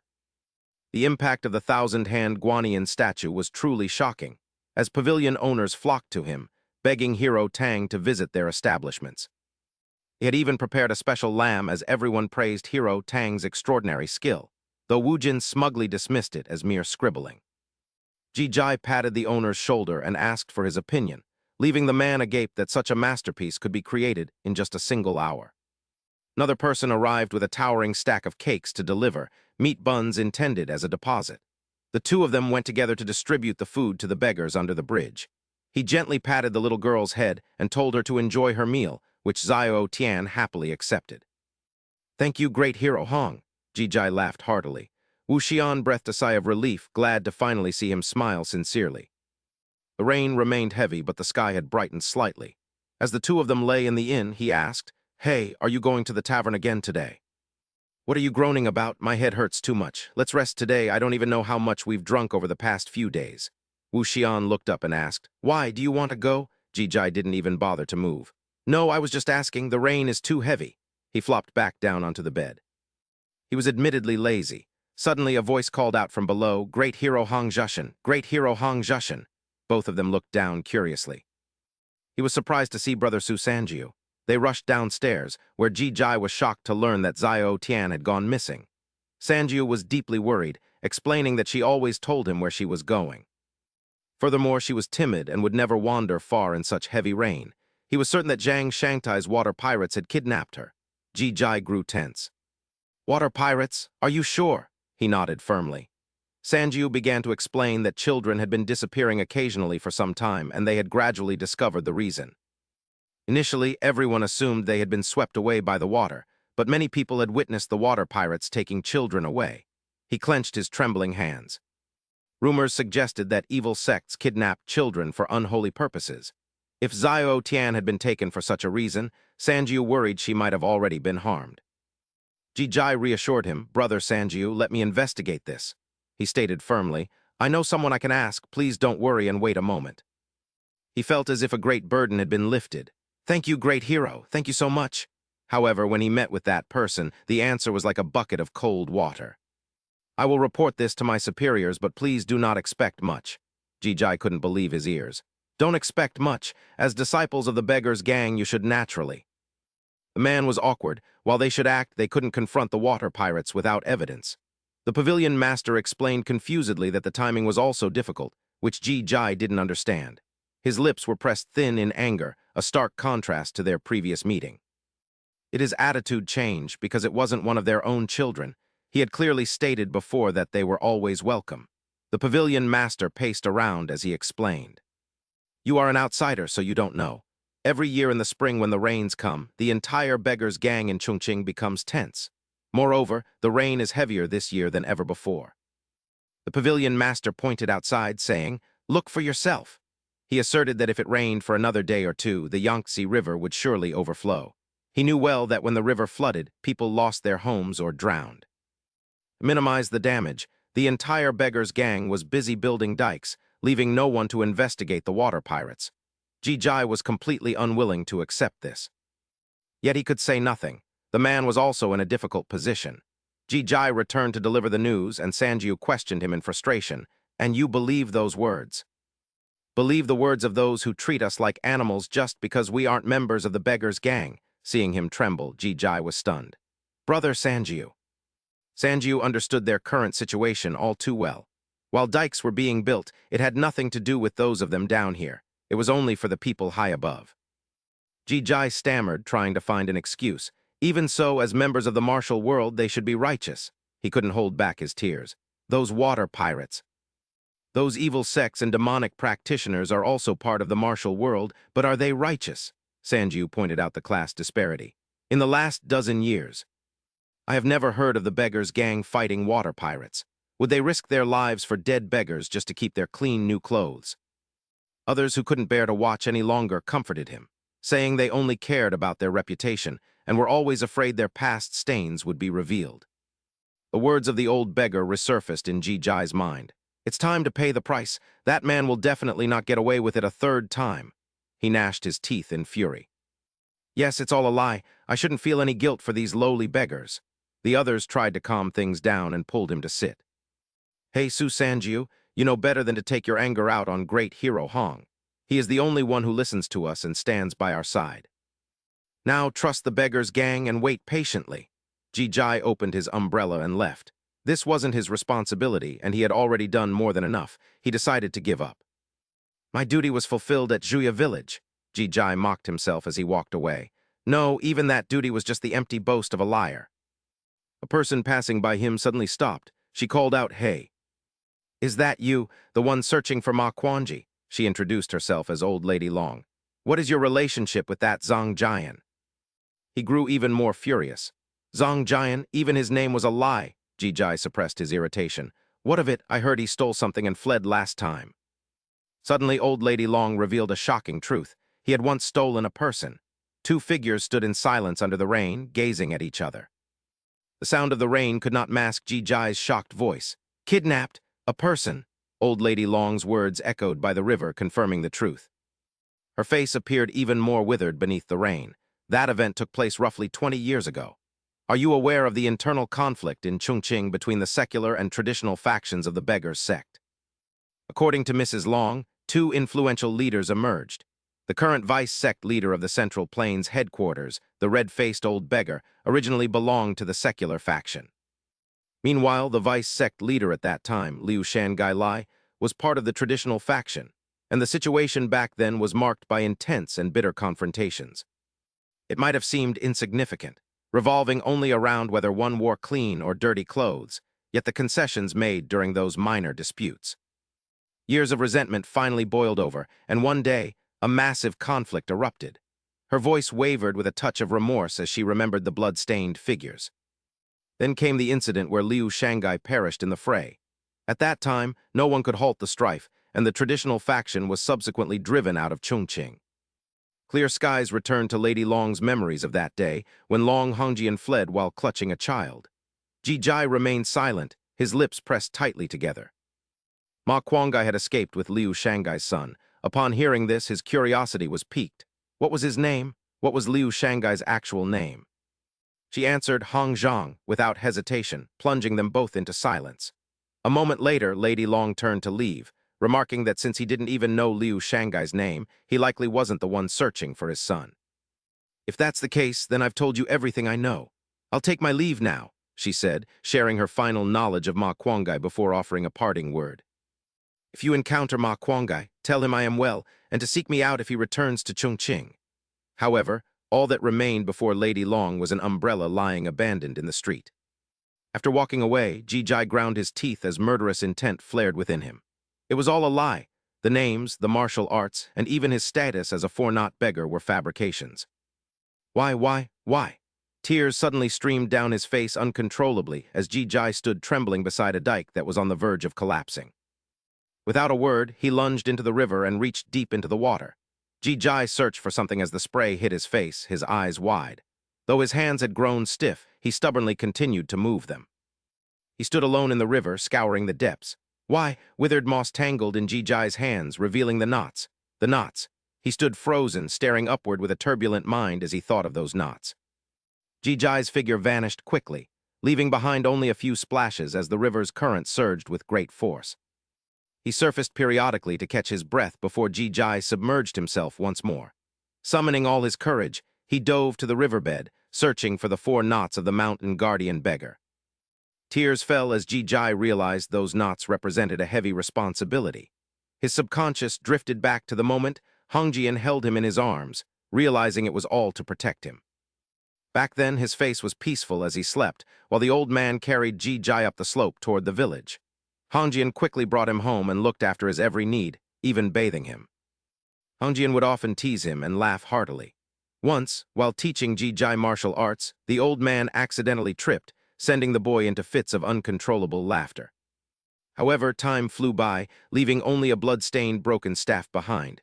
His master had tied the knots symbolizing a protector. Hongjian's face contorted as he coughed up a large amount of blood. In the present, Jai sank deep into the water, calling out for his master in vain. Before him appeared a rope tangled in moss, which Jai grabbed without hesitation. He pulled with all his might to free it, quickly exhausting his remaining oxygen. His vision faded into a shimmering blue, but before his eyes closed, he glimpsed a familiar face. Wu Jin hauled Jai to the surface, where he gasped desperately for air. A short while later, the two lay exhausted on the shore, barely able to breathe. Despite his fatigue, he summoned the strength to shout a question. "Hey, do you have a death wish or just want to ruin your clothes? You fool, who goes for a swim in this weather?" Wu Jin received no reply, only a coughing fit that made him bolt upright. To Wu Jin's bewilderment, Jai began laughing like a madman. As the sun emerged following the torrential rain, he tightened his grip on the rope and spoke. "Wu Jin, help me just this once." Hearing this, he retorted loudly, "I just saved your life, what more do you want?" Jai had been waiting for exactly that response. With a bright smile, he said, "Save Xiao Tian from those pirates." Wu Jin was completely stunned. "Pirates? Do you even have anything to offer in exchange for such a request?" Under the afternoon sun, he couldn't help but complain. "Seriously, can't you ask for something easier?" The scene shifts to Wu Jin's hands, which had been trembling for some time as he held his sword near a suspicious thatched house in the meadow. The locals were using sandbags to hold back the floodwaters as the waves continued to surge. Meanwhile, he still hadn't stopped trembling uncontrollably. Yet his mouth didn't stop moving. "Do you have a plan?" "No." As soon as Wu Jin realized what Jai was thinking, he was struck with horror. "What? Are you seriously planning to take them all on?" "No way, of course not," he replied with a sheepish grin while beginning to scheme. "We only need to find where Xiao Tian is being held and then retreat immediately." "Fine. First, we have to pinpoint his location." Hearing this, he began to speculate. "He must be in one of those buildings." Jai looked toward the houses inside. "We have no choice but to sneak inside." "You idiots, sneak in, look at what you're wearing." As he said this, an idea struck Wu Jin. From a distance, their silhouettes were already clearly visible. "What if we smear some mud on our clothes for camouflage?" Jai was left speechless by the suggestion. "Are you actually serious? Do you really think that makes us look like pirates?" To his surprise, Wu Jin gave an even more devious smile. "Then maybe we should just strip down." This immediately earned him a barrage of curses. "Damn it, I'd rather be out there building the dike." Just as he finished speaking, the sound of approaching footsteps reached their ears. They immediately ducked behind a large boulder to eavesdrop. "Patrolling in this weather is miserable." You think breaking your back at the dike is any better? It's better than being screamed at by the boss. Honestly, this is still preferable to dealing with the captain's temper while setting up the barricades. I suppose so. At this point, Ji Jai's face turned pale, and Wu Jin shared the same thought. They were finished. Two soldiers scanned the area as they marched down the forest path. He grew suspicious, wondering why pirates had patrols. Fighting here would be a terrible mistake. Despite his efforts, Wu Jin couldn't hide his trembling. He decided to wait for them to pass, but reality proved less than ideal. He huddled in the hiding spot with him, feeling uneasy. At this pace, they would surely be spotted, so he suggested hiding under the bridge. However, there wasn't enough room for both, and suddenly, a sudden thud echoed right next to Wu Jin's ear as Ji Jai moved to a different spot. He then signaled a series of hand gestures that Wu Jin had to interpret. He would hide behind the rock while Wu Jin took the other side. He felt slightly relieved, hoping the heavy rain would mask their sounds. It seemed fine, as he had surprisingly shown some clarity in this situation. Large feet soon stepped onto the high stairs, and the two guards walked past the rock where Wu Jin was hiding with stern expressions. They passed by quickly without noticing anything. Ji Jai gave a thumbs up to signal success, and he signaled back, thinking that things were going well and sneaking in was unexpectedly easy. Suddenly, the figure before Wu Jin began to blur, and cold sweat broke out on his face. Before Wu Jin could react, Ji Jai lunged out with a blade, unleashing the dual sphere technique. Ji Jai engaged the two soldiers directly, forcing Wu Jin to rush out in a panic, though Ji Jai was already exhausted from the clash. Due to a momentary lapse in focus, Ji Jai found himself blocked by two towering figures. He was shocked, yet he couldn't move a muscle. As for him, Wu Jin's face turned deathly pale. The dual sphere technique should have hit them for the plan to succeed. The two guards shouted arrogantly, asking where he thought he was to dare block their path and threatening to pierce his skull. Ji Jai remained dazed, his words trailing off into a stutter. Behind him, someone was sprinting toward them. Wu Jin screamed in desperation, telling that fool to wake up and get on his feet. That outburst enraged the guard, who realized someone else was hiding in the shadows. Calling them stubborn brats, the two sides closed in without a word. The guard swung his sword, declaring they were too inexperienced and that he would finish them all. Only now did he sense that terrifying aura, feeling as if he were plunging into an abyss. Wu Jin's eyes widened, but he knew he couldn't retreat. At that moment, Li Chang's face flashed in his mind along with the words, horizontal slash. Following those instructions, Wu Jin visualized how to counter the man's opening move. It was a wide horizontal strike. His pupils focused solely on the towering figure as the massive swing created a terrifying opening. He lowered his stance and lunged forward. Just as Wu Jin expected, the man was caught off guard by his technique. Wu Jin seized the moment to counterattack with 3 feints, holding his sword vertically as they slowed down. His thoughts ceased as the blade pierced the man's chest, aimed directly at the heart. Seeing his comrade fall, the other guard charged forward in a rage. He vowed to kill him. Wu Jin's eyes widened as he silently hoped the plan would work. He executed the move again, starting with a feint. Just like before, his sword seemed to glow as it thrust toward the remaining guard. Wu Jin sliced through the man's helmet, leaving even himself in disbelief. Before the guard collapsed, Wu Jin heard him mutter in admiration that he was a master. A moment later, Ji Jai spoke up upon seeing his blood-stained face, pointing out that he still had blood on him. Wu Jin casually wiped it away. He thanked him, and then the two began prowling outside the houses. No one was around, perhaps because everyone was working on the dike while the pirates were away. He insisted they check every house, wondering if they had all left at once. Wu Jin agreed without much thought, but then something caught his eye. He noticed a red stain on his shirt and tried to rub it off. Seeing this, Ji Jai slapped Wu Jin's shoulder and urged that fool to focus, questioning if this was how he planned to sneak in. He warned that if he didn't show up at the right time like before, they would be finished. He couldn't help but scold him, saying he didn't even know what he was doing. He explained what sneaking actually meant. If he really wanted to be stealthy, he should have kept his mouth shut and stayed hidden from the start. These words quickly silenced Ji Jai. Trying to save face, he quickly changed the subject, accusing Wu Jin of being the one who couldn't read hand signals. Wu Jin didn't back down and countered him.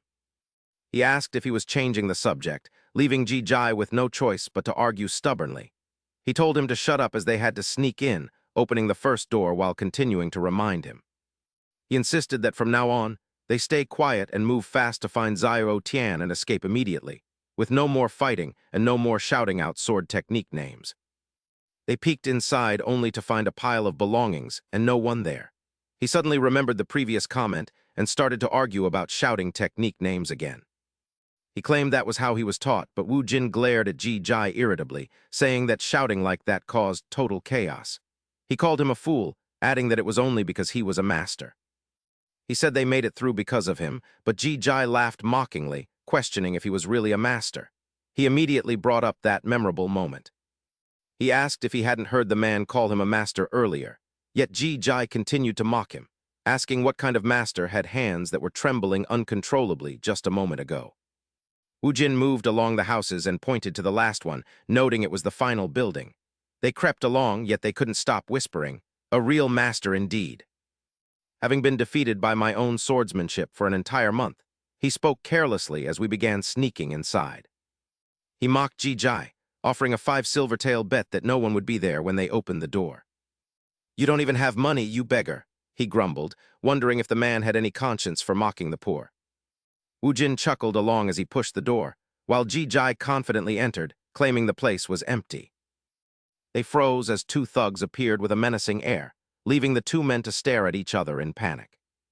The door slammed shut, followed by the sounds of a struggle inside the hut before the 2 men cautiously peeked out again. They eventually dragged the tied-up thugs outside and pointed their weapons at them as Ji Jai demanded to know where the girl was. Referring to the young beggar girl with pigtails, Wu Jin grew impatient and threatened to stab them if they didn't talk. Amidst the deathly silence, Tai Sang's arrogant laughter startled him as he mocked Wu Jin for not knowing how to truly threaten someone.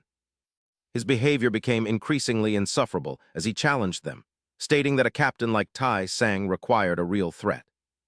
He claimed it had to be scarier than the overseer's torture, leaving Wu Jin gritting his teeth in frustration. Wondering what to do, Wu Jin was distracted by a voice suggesting another way, noting that the man only feared the overseer's methods.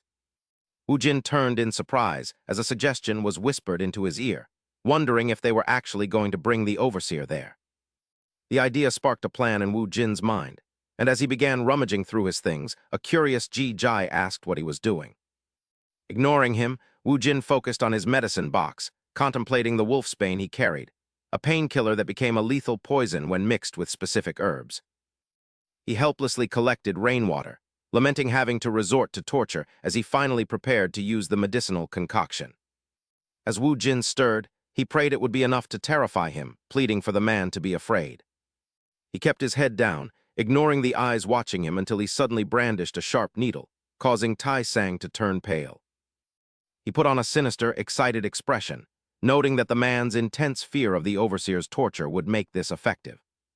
He claimed the needle would make every vein in the man's limbs feel like it was being torn apart in agony before death. Threatening that the patrolman died the same way, Wu Jin moved the needle closer, though Tai Sang desperately tried to dismiss it as a bluff. "Fine, see for yourself if I'm just bluffing," Wu Jin said, though internally he worried about the unmeasured dosage. Fearing that a weak dose would only make the man more stubborn, Wu Jin plunged the needle directly into his chest. At first, there seemed to be no injury, but just as Tai Sang began to mock him, he suddenly coughed up a large amount of blood. The subordinate watched in horror as Tai Sang's body turned black and his pupils vanished, leaving Wu Jin equally stunned. A terrifying black aura emanated from the body, causing Wu Jin's hands to tremble as he realized the man was truly dead.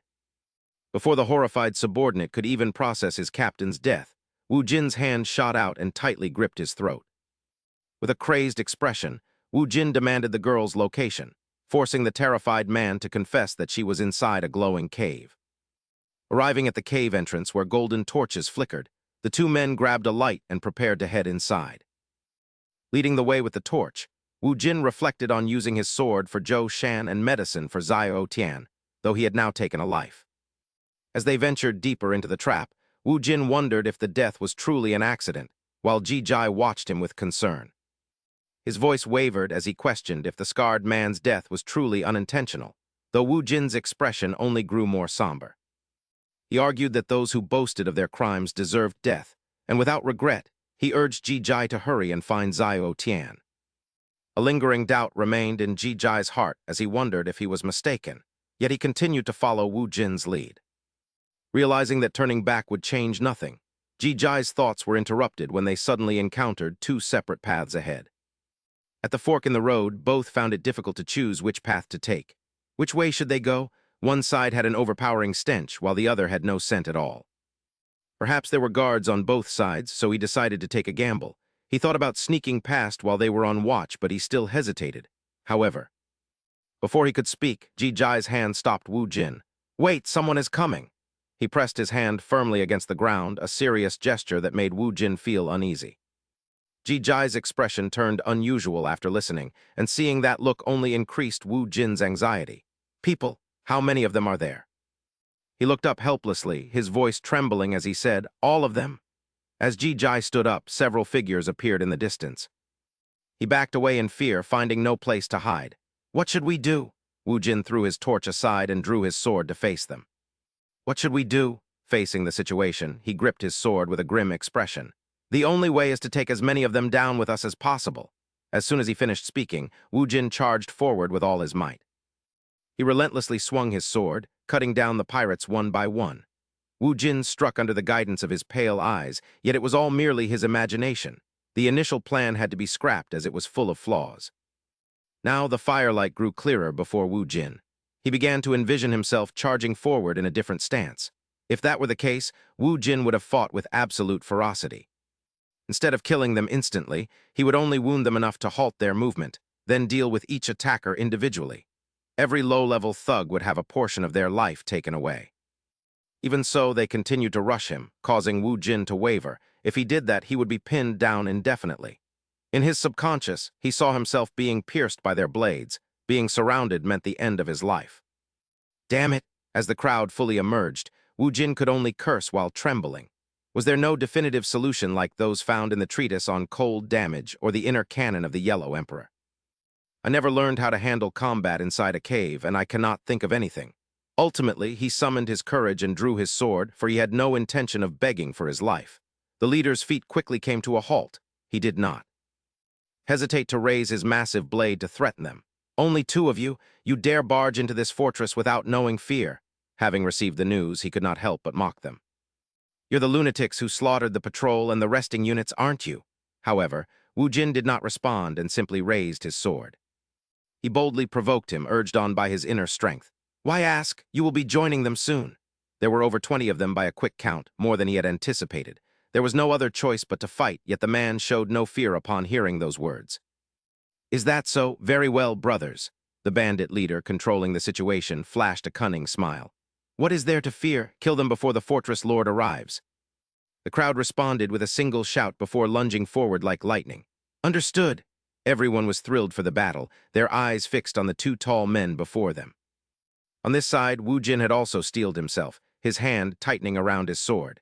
He leaped alone to face the group of hulking men. With no room left for fear, the only path to survival was to kill them all. Every figure that rushed past was struck by Wu Jin's blows. He remained in a frenzied state, swinging his blade regardless of how they swarmed him, wave after wave in succession. At that moment, a flash of shock crossed Wu Jin's eyes. "Damn it!" He realized he had already taken the lives of everyone behind him without even noticing. His bloodlust had driven him to strike too ruthlessly, but as they continued to charge, Wu Jin could not afford to hesitate.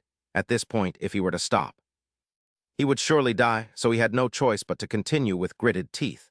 However, Ji Jai suddenly leaped in front of Wu Jin.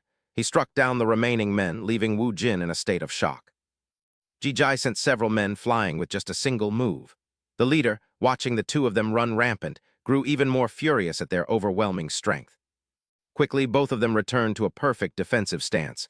At that moment, Wu Jin was frozen by a sharp scolding. "Snap out of it, you idiot." Ji Jai spoke harshly but with a hint of jest. "Are you planning to be a lone hero and die? If you're dead, who's going to help me find Zhao Tian?" Understanding the sentiment, he played along. "Who's dying?" Wu Jin stepped forward to stand beside him and shouted, "Before I collect the 5 taels of silver you owe me from our bet." "These bastards will be the ones who die."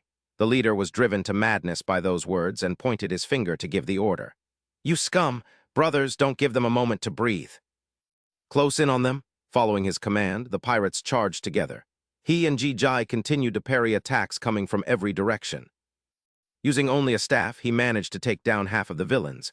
Wu Jin could no longer hold back. He raised his sword and let out a roar. Ji Jai was not to be outdone, swinging his staff with equal force. Together, they plunged into the crowd to fight. A short while later, their weapons were stained with the blood of the men lying scattered across the ground. After the intense battle, the two of them were beginning to grow weary. Wu Jin and Ji Jai leaned against each other, nearly drained of all strength.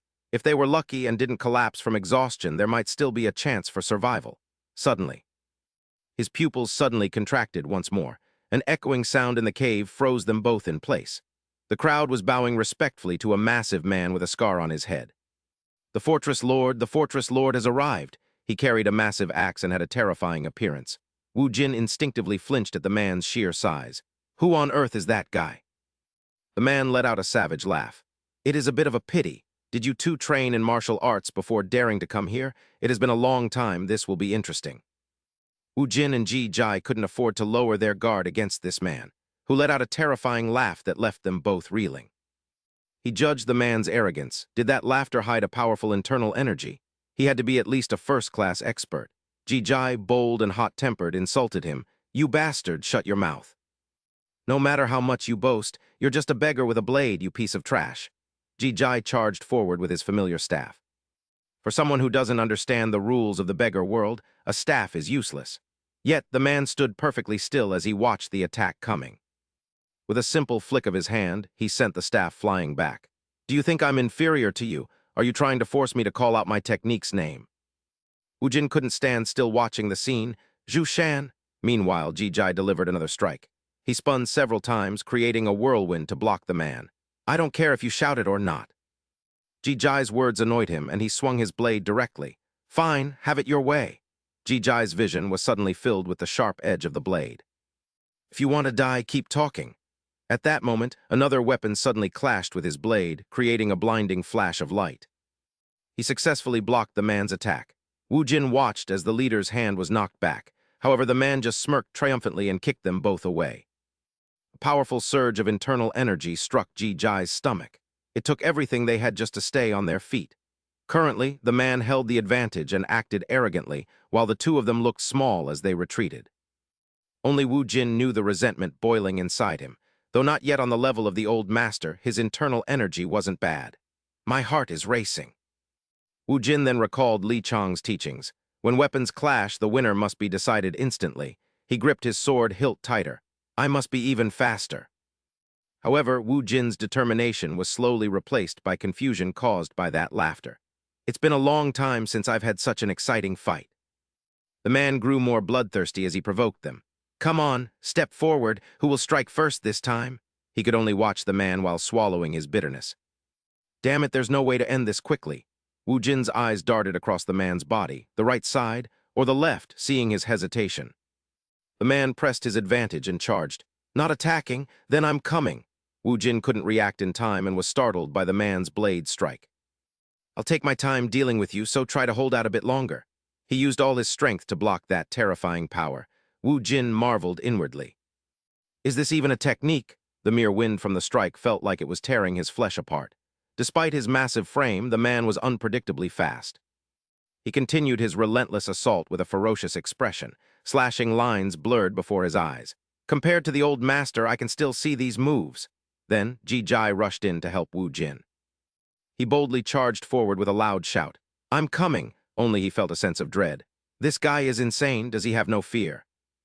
However, the staff failed to hit the man. Ji Jai even left his back exposed. From a distance, Wu Jin continued to analyze the situation. No, I can't actually see his techniques. That bastard, the way he swung his blade made Wu Jin realize something. He's just playing with us. Wu Jin suddenly thought of the relationship between a big cat and a mouse. That's right. To him, we're just toys, like mice under a cat's claws. Yet he still carried the powerful aura of Li Chang. But his enemy is a mouse raised by a tiger. No matter what, I'll find a way to deal with him. Wu Jin's brows furrowed deeply. If there's no way, I'll carve one. If that fails, I'll resort to biting and tearing if I have to. When Ji Jai was pushed back, he stepped forward. Wu Jin grimaced as he hurried to block every attack. The man took the opportunity to leap high into the air. Even though he was distracted, he noticed something. Unlike the twin hound assassins who only knew horizontal and vertical slashes, this man didn't thrust. Perhaps because, unlike a sword, a blade is harder to swing upward. Though it was a small difference, switching from horizontal to vertical slashes took a bit more time. His forehead had been wrinkled for a while from overthinking. He had to lure the man's hand high and then aim for the body. But before he could think further, Ji-Jai lunged in with his ancestral Vajra kick technique. Those shouts only made Wu Jin feel weary. "Stop it! Don't call out the names! None of them hit and you're just getting countered." Wu Jin looked at him with a different gaze. "This guy is blocking all my moves." Seeing Ji-Jai taking heavy punches, he wanted to rush forward. The two of them took turns attacking the man. Ji-Jai was being punched into a daze. That sight made the motivation within Wu Jin boil over. At this rate, neither I nor Zhu Shan can hold out much longer. Thinking this, he pointed his sword forward. The man didn't just stand there, he charged. Fortunately, Wu Jin dodged a blow. I must find a way to make him reveal a weakness. Suddenly, the man's face became a blur behind the sword strikes. On this side, he almost got hit by a palm strike. The man arrogantly showed off. "Are you planning something? Fine, I'll show you a weakness." When Wu Jin hits the mark, he closes in on the enemy's blade, clashing weapons until sparks fly. Lacking enough strength, he is quickly pushed back, only to be stunned by the windmill blade technique upon looking up. A figure blurs across the ground, appearing right in front of Ji-Jai in an instant. That smirk is what truly provokes him. Damn it, is he laughing? Ji-Jai uses his momentum from above to deliver a downward strike, his hands feeling empowered and burning hot. But suddenly the staff loses its grip. It was a trick, as Ji-Jai charges forward empty-handed right before his eyes. Demon Whirl Chicken. Even Wu Jin smiles with joy at the move, though the man is only surprised for a moment before delivering a brutal kick. The sudden attack makes Ji-Jai's nose bleed, but he recovers with a cold stare and punches the man's leg, allowing Wu Jin to lunge forward. The leader grows even more excited, realizing it's just a street beggar, and roars for everyone to attack, which triggers a thought in Wu Jin's mind. Wu Jin crouches for momentum, seizing the opening Zhu Shan risked everything to create, determined to charge in even if he dies. "You filthy beggar." Wu Jin slips through the gap in his guard with a sharp gaze, counting on Crimson Ji-Jai. Ji-Jai understands Wu Jin's intent and pulls the man's arm down as the blade quickly reaches his throat, creating a crimson spray. Chapter 16. The sword in Wu Jin's hand causes a spray of blood as the leader's head immediately spins off.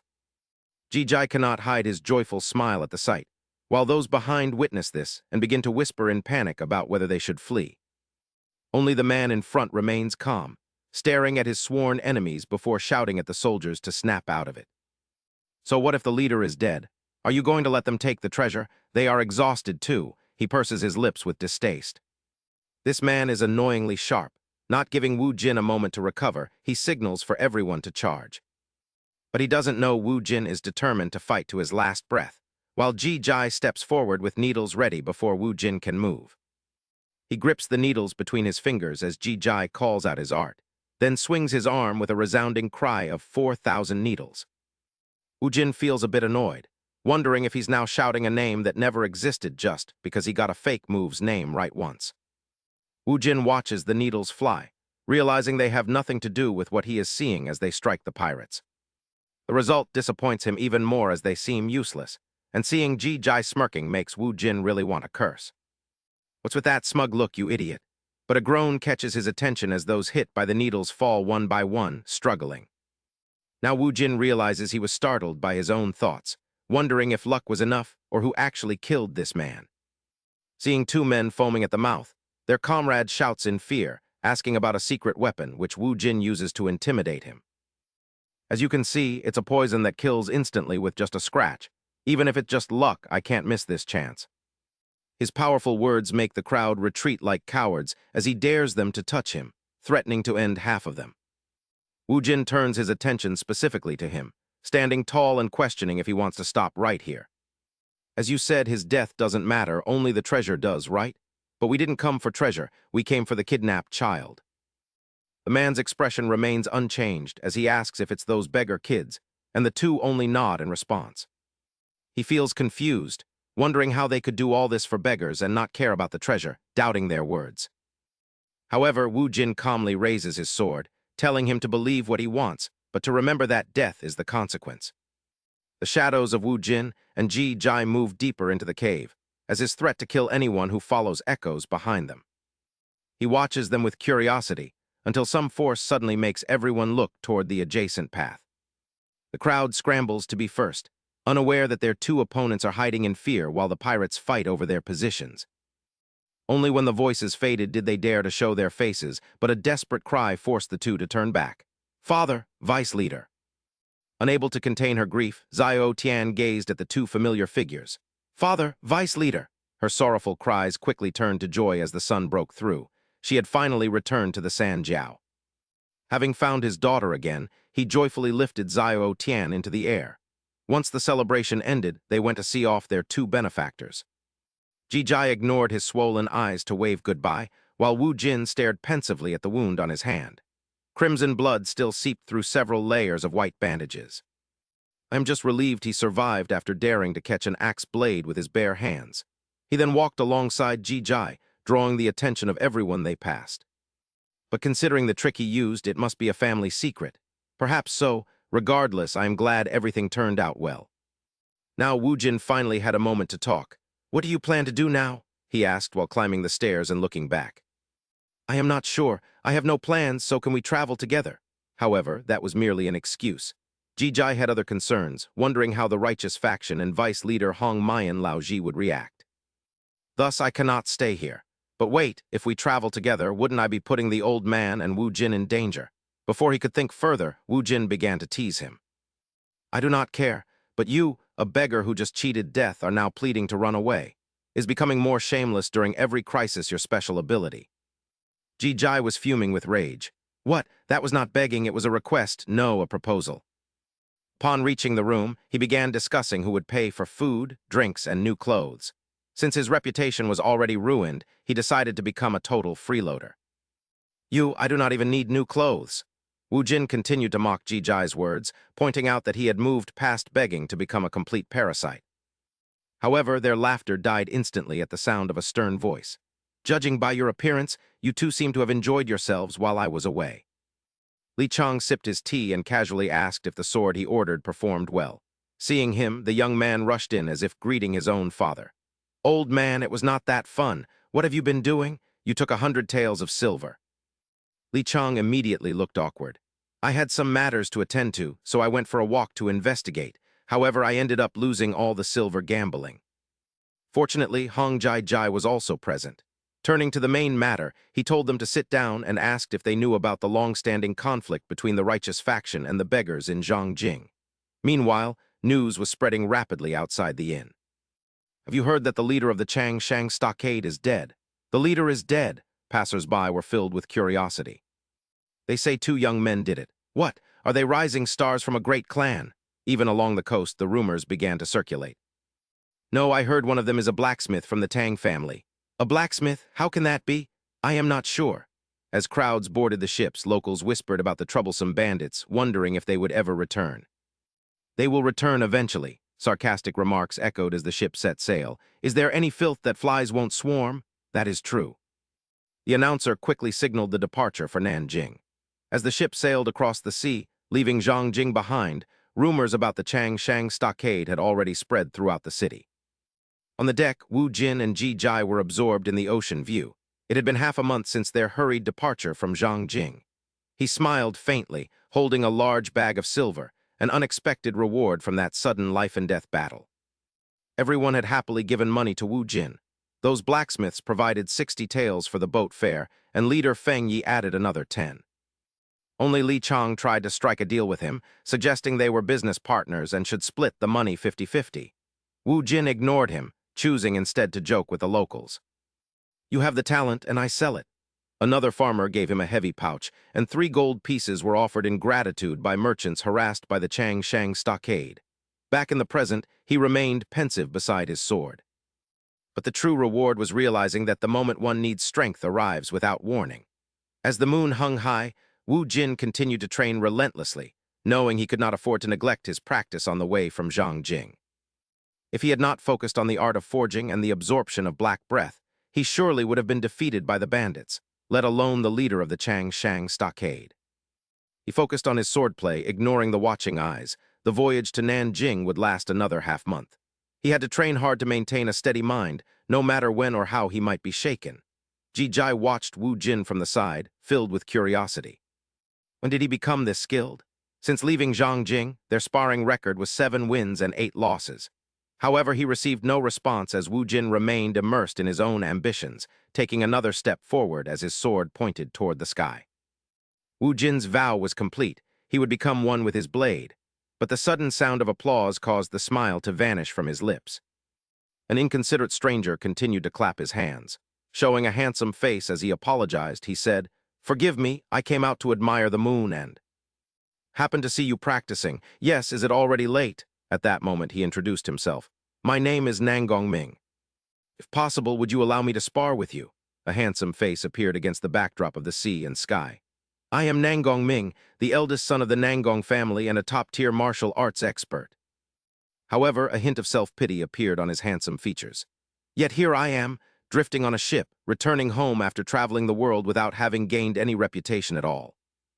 All I did was cut down a few mediocre bandits and some low-level demonic cultists while fearing my father's disappointment. But then a fair hand caught my eye, and I met a girl who cared nothing for the Nangong family's prestige. That name usually made everyone I met build walls of selfish expectations, yet the devastating beauty of this young woman deeply stirred his heart. This was my first time encountering someone like her, and Gong Ming even blushed with shyness at the thought of her. Since she was indifferent, I had to give my all to win her heart, but then a peach blossom petal fell into a bowl of water, and I felt liberated. He used his light body techniques to entertain her, as his family burdens vanished like morning mist, and her smile at the sight of the peach blossoms made Gong Ming's heart skip a beat during their days together. She shyly covered her face while looking at the flower branch offered to her, but at that very moment, the oblivious Wu Jin intruded upon that romantic scene involving the peach blossom. This incident was etched into his mind, for that was when he appeared, ignoring everyone's gaze to shamelessly plead with her. "Someone has food poisoning, so could you please give me that branch to use as medicine, as cherry bark is excellent for treating such conditions." Gong Ming grew more furious the more he thought about it. A physician on the boat by day and a martial artist by night, yet he could only stand by as the woman he loved gave away his token of affection. Since the patient was more important, Wu Jin politely replied with a thank you to the young lady, a sight that immediately caused Gong Ming's eyes to turn bloodshot with rage. "You truly are a youth as radiant as a flower, yet now he acts so friendly as I request a duel with hero Tang, if that is acceptable." His mind went completely blank at that proposal, wondering if a duel was truly necessary or if the prestige of the Nangong family was more significant, unlike Wu Jin's perspective. Gong Ming secretly plotted for the sake of his beloved, vowing to defeat him in the name of the Nangong family, while his sword hand remained as powerful as ever. She was momentarily surprised to witness this scene, seeing that he only held a wooden sword, which made him feel a bit hesitant. "Are you certain about using a real sword against a wooden one?" But Gong Ming pridefully insisted it was fine, since he was the one who requested the duel during training, rambling on while secretly feeling delighted. Furthermore, considering that a descendant of a long line of physicians has found a path into martial arts, I am simply grateful to have my narrow horizons expanded, and thank you for being the highlight of my otherwise ordinary journey through the martial world. Meanwhile, she was still searching for someone, asking if anyone had seen young Master Nangong Ming, leaving Li Chong and the others staring blankly and wondering who she meant. Wu Jin replied awkwardly, asking for his guidance, though in reality, his heart had been in turmoil for quite some time. "I feel as though I have stumbled into a major predicament, as the Nangong family was nothing more than a legend in the martial world before I left Sichuan. I never expected him to be a Nangong descendant clearly trying to impress a girl, and as Wu Jin faced those glaring eyes, 1,000 different expressions crossed his mind. Furthermore, that look in his eyes revealed nothing but pure rage, identical to the glares of the troublesome patients who used to visit the medical clinic. With that thought, Wu Jin let out a loud shout and raised his sword like a novice, deciding he should just use a half-hearted move and lose gracefully while grimacing as if he were exerting all his strength. To put on a show, he acted in a way that made Gong Ming even more arrogant, perceiving the strike as a sincere but slow move typical of second-rate martial arts. At most, it was a strike aimed at the head that feinted toward the shoulder, and as he smirked widely, his desire to crush such a beginner suddenly wavered. Gong Ming took a heavy step forward while praising himself to the heavens, deciding that opponents like this were exactly the ones who needed to be taught a lesson, as he began to twirl his sword while feigning kindness. So that he might be able to handle a few bandits on his own later, Gong Ming began to calculate his moves against Wu Jin. He only needed to use the finesse of softness, overcome strength to parry the blade before executing the boundless firmament technique, calculating his moves while following the path of the silver sword. While pretending to follow the trajectory of the strike, Gong Ming's sword suddenly made an unusual movement as he pulled the blade back with great force. I will shift the sword's direction to parry and then unleash the boundless firmament, but suddenly the tip of Gong Ming's sword snapped off. A slash replayed in his mind as the wooden tip that had just parried the move transformed into a sharp blade that flew past Gong Ming's shoulder, leaving him stunned. At this rate, it was heading straight for my shoulder, and as a glint flashed in his eyes, Gong Ming glared at Wu Jin, wondering if the bastard even knew how to handle a sword. No, it was my own softness overcome strength technique that accelerated his sword and made it impossible for him to stop. And a moment later, a piece of precious silk was torn as he looked at him with concern. The sight of Gong Ming being flipped upside down became the center of attention, and a terrified Wu Jin knelt down to apologize, explaining that he was only accustomed to dueling with real swords. This had accidentally made the wooden sword far too dangerous, but he held out a hand that silenced him as Gong Ming chivalrously wagged his finger. It is quite all right, as such things often happen in the Nangong family, and the wooden sword was likely just poor quality, he said before standing up and bowing to thank hero Tang for the lesson, while Wu Jin tried to downplay the situation. No, I am the one who should apologize for providing such a low-quality wooden sword, he said, acting awkward before excusing himself since they had no other wooden swords left. Let's end it here. However, Gong Ming didn't know when to quit and kept lingering. By the way, that was an incredible strike. I didn't even feel any pain when I was hit. I feel as if I've just realized something and don't want to lose this train of thought. Wu Jin was secretly frustrated with him. He had given him a way out by blaming the wooden sword, but he wouldn't listen. Immediately after, Gong Ming pulled out an exquisitely crafted sword. Please give me a little more of your time. The golden emblem on it seemed to absorb all the light as it shone. Wu Jin froze at the sudden request. A duel with real swords? Fearing a rejection, he even staked his honor, promising not to use internal energy or any dangerous techniques. I can't let this flashy brat waste all my hard work. Standing to the side, she covered her face in fear, unable to watch. My pure heart. Turned out to be an illusion. Thinking this, Gong Ming bluntly drew his sword. The 5 great sword styles of the Nangong family, starting with the triple peak sword. I'll show him the ultimate path of the Nangong family. He opened his mouth wide and shouted, I beg of you. Wu Jin was taken aback by that overwhelming internal energy. Indeed, he was overwhelmed by the man's momentum and agreed. Just how serious was he about that girl? Quickly, he repeated his previous movement. Then here I come again. Wu Jin didn't want to embarrass Gong Ming, so he thought carefully. If it's the same strike, I just need to block it correctly, right?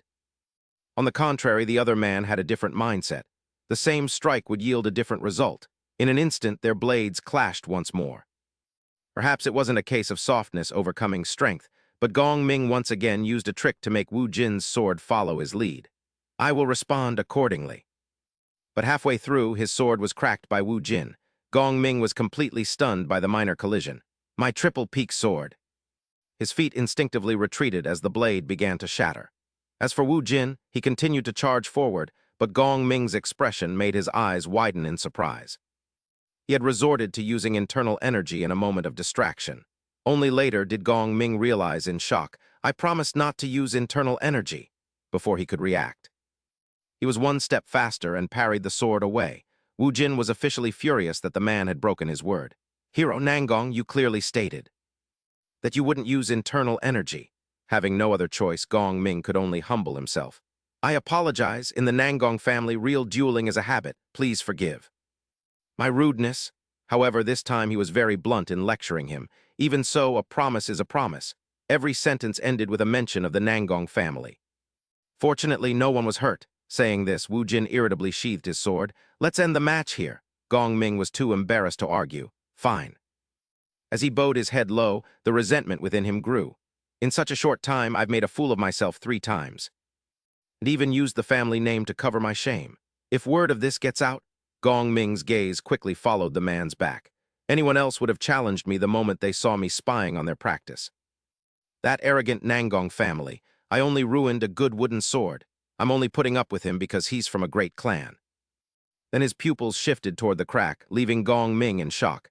No, that's not the issue, if I return like this. My father and the elders will all punish me. Just thinking of their grim faces made him lose control. No. Gong Ming's face suddenly darkened with hidden intent. My father will kill me. Even Wu Jin could sense the killing intent following him. But there was no proof. His whole body began to tremble uncontrollably. How did things end up like this? I was wrong. I was wrong, please forgive me. I was wrong, please forgive me, please forgive me. In his panic, Gong Ming's mind jumped to something else. It's not my fault. What exactly is that sword? Is it a divine sword? A divine sword. The sword wrapped in red iron caught his eye. Gong Ming abandoned his image and rushed in front of Wu Jin, making the latter feel a bit disgusted. Hey, you don't need to beg for forgiveness to that extent. The duel ended strangely, but in the end, Wu Jin was generous enough to overlook everything. Thinking back, you gave me very favorable conditions from the start, so let's just consider it a minor accident. The man took advantage of those words immediately. Thank you, by the way, Hero Tang, could you sell that sword to me? However, he was met with a blunt refusal. Sell my sword? I'm afraid I can't. It's a very special sword to me. Although Gong Ming didn't get his way, he still had to humble himself and bow. I understand. I apologize for making such an unreasonable request. Thank you for your precious time. Good night. After he left, Wu Jin began to judge him. He was truly a dangerous man in many ways. I've never seen anyone more selfish than that beggar in red. Thinking this, he stretched and relaxed, unaware that Gong Ming's smile was gradually turning sinister. There's one more week until the ship docks. It's best to stay away from him if possible. Time dragged on until they finally reached the pier a week later. Inside the cabin, a scream rang out, "My sword." Ji Jai recognized the familiar voice and rushed inside. What happened? Inside, Wu Jin was trembling over a mess of scattered clothes. That bastard. Veins throbbed on his forehead as his fury intensified. Are you mocking me? Nearby, a familiar sword was securely fastened to a saddle. Nangong Ming had long since fled with his stolen treasures, galloping away in a state of pure euphoria. The divine sword, it is finally mine. Lost in his fantasies, he envisioned a spectacular debut in the martial world. Within the heart of Jiangshan, Xiangyang stood as a massive citadel, a testament to the era's wealth and power. The gate was imposing and heavily fortified, flanked by 2 vigilant guards with a large plaque above reading, Nangong. Inside the city walls, a man and his horse leisurely entered a narrow alleyway. He gently stroked the horse as it hungrily devoured its meal after their long journey. You'll get indigestion if you eat that fast. Just how hard did you run? The man observed the horse's condition and made a guess. Seeing all this mud on your belly, young Master Ming must be quite filthy as well, he remarked with a tone of genuine concern. I only hope the young master's debut satisfies the patriarch. I'm worried I'll just be scolded for being away so long. At the main palace, Nangong Ming arrived covered in mud, clutching a carefully wrapped treasure. He looked up at the dragon statue by the door, feeling a surge of internal pressure as he straightened his clothes. He slapped his cheeks to regain his composure before bursting through the palace doors. His voice echoed through the room, drawing the attention of the 3 Nangong elders. Your son has returned from his debut. Nangong Ming quickly knelt in greeting and presented his carefully prepared gift. He hurriedly unwrapped the cloth to reveal a sword of exquisite craftsmanship. This was no ordinary weapon. With a triumphant look, he said, I have something urgent to show you. In contrast to his excitement, the 3 elders remained eerily calm. One of them stepped toward him. Nangong Zhenshin looked down with a grim expression. So, you have something to show me the moment you return. I assume your debut was quite magnificent. His questioning voice was chillingly cold. Is it so important that you must interrupt an elder's meeting? Nangong Ming bowed his head timidly. Zhenshin reached out to take the sword, the sheer pressure making Nangong Ming tremble.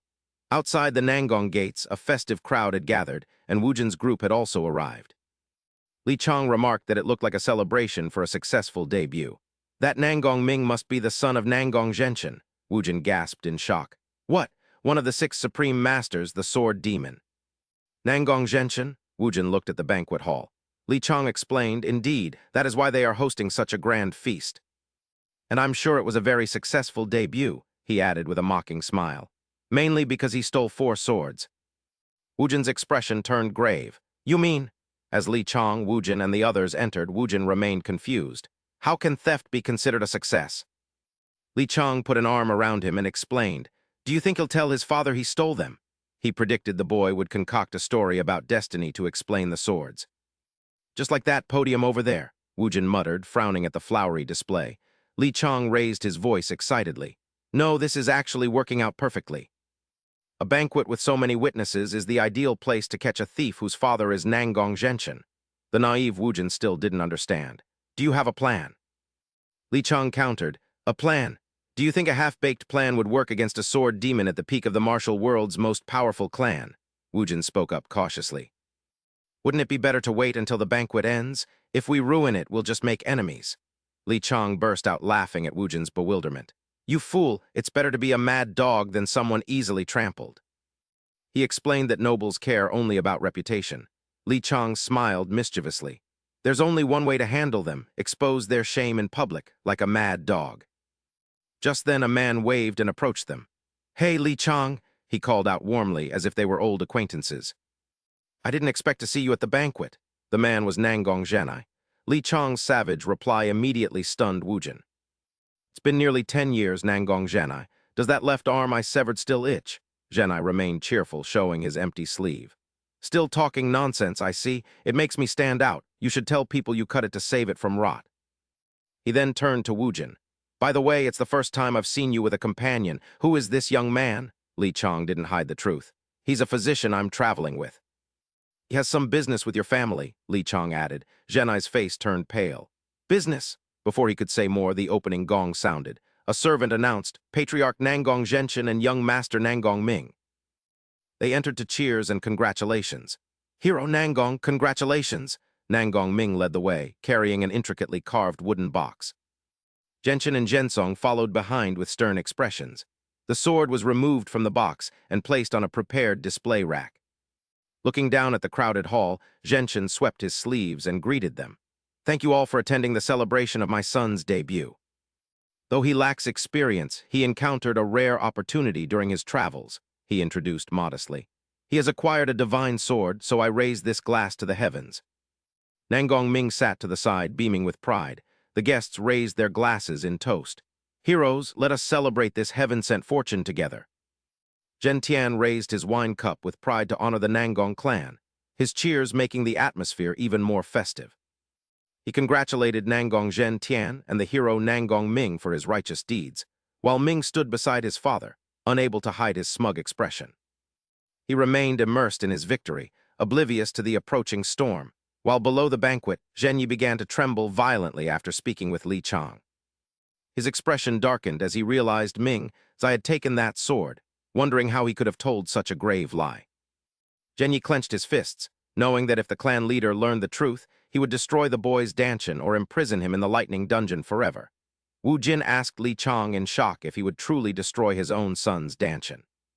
He questioned if a father would truly punish his son more severely than an enemy, but Li Chong sternly explained that such was the weight of a great family's reputation. Looking up at the two arrogant faces, he affirmed that a clan leader must treat even his own son as an enemy if the family's honor is at stake.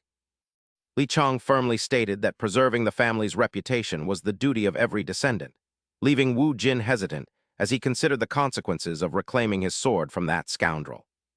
Staring at Ming's loathsome face, he felt a surge of fear imagining the punishment the man would face, until a hand suddenly gripped his own. It was Zhen Yi, who pleaded with physician Tang for forgiveness and offered compensation to overlook Ming Er's mistake, but Li Chong's stern voice cut through Wu Jin's confusion. Li Chong warned Nangong Zhenyi that his request was a crime rather than a favor, his gaze even more terrifying than his words as he questioned how a member of the sword's sovereign clan could act this way. He asked how one could expect a martial artist to ignore the theft of his sword, leaving Zhenyi surprised as he had assumed the man was merely a physician. Zhenyi eventually accepted the reality, realizing that as Li Chong's companion, this man was both a skilled physician and a martial artist. Amidst the bustling banquet, Zhenyi released Wu Jin's hand and bowed low, stating that while the final decision rested with the physician, he hoped for a reconsideration. Without looking up, Zhenyi pleaded that Mingzai only sought his father's approval, but Li Chong broke the ensuing silence by declaring that justice must be served. Li Chang stated that one must take responsibility for their own actions, and though he understood the concern for the eldest son, he told Zhen Yi that it was he who needed to change. Gesturing toward Zhen Tian's stern face, Li Chang asked if they truly intended to appoint a successor who did nothing but hide behind the family's prestigious name. Li Chang walked away like a true gentleman of justice, leaving behind a final warning not to intervene if they truly cared for the family's future. Li Chang stood out in the crowd and stopped to raise his leg high, drawing the attention of Zhen Tian and Ming as a massive surge of power left Wu Jin in awe. As Li Chang brought his foot down, the immense pressure caused the very earth to tremble before his soul even touched the ground. The shockwave sent the guests tumbling and shattering glassware, yet Zhen Tian remained unmoved, gripping his wine cup firmly as he stared down with a darkened expression. In his characteristically dramatic fashion, Li Chang greeted the hero Nanggong Zhen Tian, noting that it had been a long time since their last meeting. He apologized for the interruption before delivering a heavy blow to Ming's composure by announcing that he had come to reclaim his sword. As the guests followed his gaze, Li Chang declared that the sword's name was the soul-severing sword, and it belonged to the physician, prompting Zhen Tian to look while Ming kept his head down in fear. Wu Jin was caught off guard by the sudden turn of events, while Zhen Tian, unable to remain silent after being provoked, addressed the eccentric physician Li Chang. Zhen Tian remarked that Li Chang's words were as nonsensical as his nickname, yet he acknowledged that the man was not one to tell lies as his expression hardened. When Zhen Tian demanded an explanation, Ming trembled and bit his lip in fear, prompting Wu Jin to quickly step forward. Li Chang smiled with amusement at the chaos he had caused, and slowly noted that young Master Nanggong Ming had certainly made quite an impression during his debut. As Li Chang mentioned the sword, Wu Jin suddenly moved to block him and shouted to Nanggong Zhen Tian that he would provide the explanation himself. Zhen Tian listened calmly as Wu Jin explained that his family heirloom, the soul-shattering sword, had recently been stolen, causing Ming to tremble violently. Wu Jin tactfully explained that his search led him to believe the sword had ended up with young Master Nanggong Ming, a clever explanation that seemed to satisfy Li Chang. Amidst the growing whispers of the crowd, Wu Jin cautiously took the blame for failing to protect the weapon while facing Zhen Tian's grim expression. He bowed and pleaded for assistance in securing his family heirloom, causing the festive atmosphere to instantly turn heavy and silent. Ming wondered if the man was trying to hide the theft and worried about his father's reaction as Zhen Tian suddenly rose from his seat. Zhen Tian approached the weapon and gripped the hilt, drawing it from its scabbard with a force that sent a brilliant flash of light before Wu Jin's eyes. As the head of a minor family, Wu Jin could not fathom the man's intentions at all, while the sword now stood firmly planted right before him. Li Chang felt a surge of excitement at this grand banquet where the host himself had stepped forward to stir the atmosphere. Zhen Tian spoke up, asking if he could prove the weapon was his family heirloom. His gaze was far more imposing than before as he warned that if Wu Jin failed to provide proof, he would be held accountable. A chill ran down Wu Jin's spine under that fierce stare. Looking at the sword in front of him, he worried that if he couldn't prove it, he would surely die. Wu Jin turned toward Li Chang, silently pleading for help. Desperate for a solution, he looked to the old man. Li Chang merely sighed and told him he wanted to see how he would prove it was an heirloom. Wu Jin felt helpless. His master's gaze seemed to tell him to handle it himself. He looked down at the sword, realizing that since he claimed it was an heirloom, he couldn't just forge a new one to present. Or perhaps he should claim he could forge an identical one. A sudden spark of inspiration flashed in Wu Jin's eyes. He realized he could indeed create an exact replica. His response surprised Zhen Tian. Wu Jin picked up the sword and confidently declared that this soul-severing sword possessed a secret technique that even Zhen Tian hadn't expected from such a bold youth. He revealed with glowing eyes that if the family secret was used in a secluded, hot place, the sword could give birth. Li Chang stood nearby, completely dumbfounded by what he heard. A secret technique for giving birth? Li Chang wondered what this madman was saying. Wu Jin continued, claiming the sword was currently pregnant and would give birth in just 5 days. The entire banquet hall fell silent at his words before erupting into laughter at such an absurdity. People began to mock and jeer at him. Wu Jin felt a bit guilty, wondering if he had taken the lie too far. Suddenly, Zhen Tian's voice rang out, addressing Li Chang as the one who would vouch for Wu Jin. With a calculating tone meant to expose Wu Jin's nonsense, he asked if Li Chang could guarantee the truth of those words. Unexpectedly, Li Chang answered immediately. He firmly declared that he would. While Li Chang often joked, he never lied. Everyone reacted differently to his answer, and seeing things had come to this, Zhen Tian proposed an agreement. He told Wu Jin to go to the abandoned forge at the foot of the southern hill, warning that if he didn't return with the sword's offspring after 5 days, both he and the eccentric doctor would lose their heads. The scene shifted to the abandoned forge, where Li Chang sat quietly in the courtyard before suddenly exclaiming that it wouldn't work. Carrying a bundle of firewood, Wu Jin walked past and asked what he meant by it not working. He questioned if he was referring to the sword giving birth. Li Chang denied it, saying whether it gave birth or not wasn't the issue. He looked at the sky and asked Wu Jin why he thought it was better to be a mad dog than a pushover. Wu Jin tilted his head in confusion, asking if it was because he looked like easy prey. Li Chang agreed, stating that the most important thing was to avoid being seen as such. He added that one must strike back. With a hint of sadness in his voice, he remarked that in that sense, Wu Jin had been a perfect pushover. Wu Jin maintained his stance, asking him to call it the temperament of a great man instead. He argued that an eye for an eye and a tooth for a tooth just didn't suit him. Li Chang grew frustrated that even the old man had gone along with it. He sternly corrected him, saying this was not a situation where one should show kindness. While most things in life can be overlooked, he looked at Wu Jin and said firmly that just as one shouldn't repay kindness with evil, one should never repay evil with kindness. Wu Jin felt flustered by Li Chang's anger, suggesting there was no need for such a rigid stance. He mentioned that Nangong Zhenai and Nangong Ming were both grateful. He believed they would appreciate him and asked how he should balance both sides. Li Chang bluntly replied that while being a frontier doctor was fine, his opponents from now on would be martial artists. He gave his disciple a perfect analogy. Repaying kindness with evil makes everyone an enemy, but repaying evil with kindness is like inviting wild dogs to bite your neck. Wu Jin remained stubborn, saying he would just show kindness, as having one enemy was better than 10. That statement proved he didn't understand the nature of martial artists. The malice of a martial artist always ends in blades and blood. That is the cruel reality. Meanwhile, deep within the forest, the flickering firelight attracted a hungry wolf. Li Chang pressed his hand against Wu Jin's chest, telling him that an enemy must always be kept in front of him. He couldn't help but rap Wu Jin on the head to wake him up, warning him not to create danger behind his back with cheap kindness. He told him not to be soft-hearted despite Nangong Zhenai's words before sitting back down.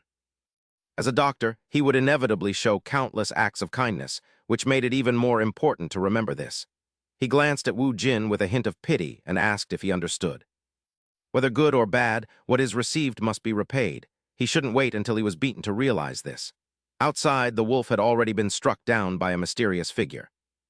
Wu Jin replied that he understood and returned to his diligent work on the sword's delivery, while Li Chang stood guard outside the forge.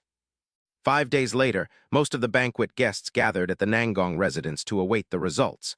The offspring sword Wu Jin had delivered was enchantingly beautiful, with lines even more graceful and refined than its mother.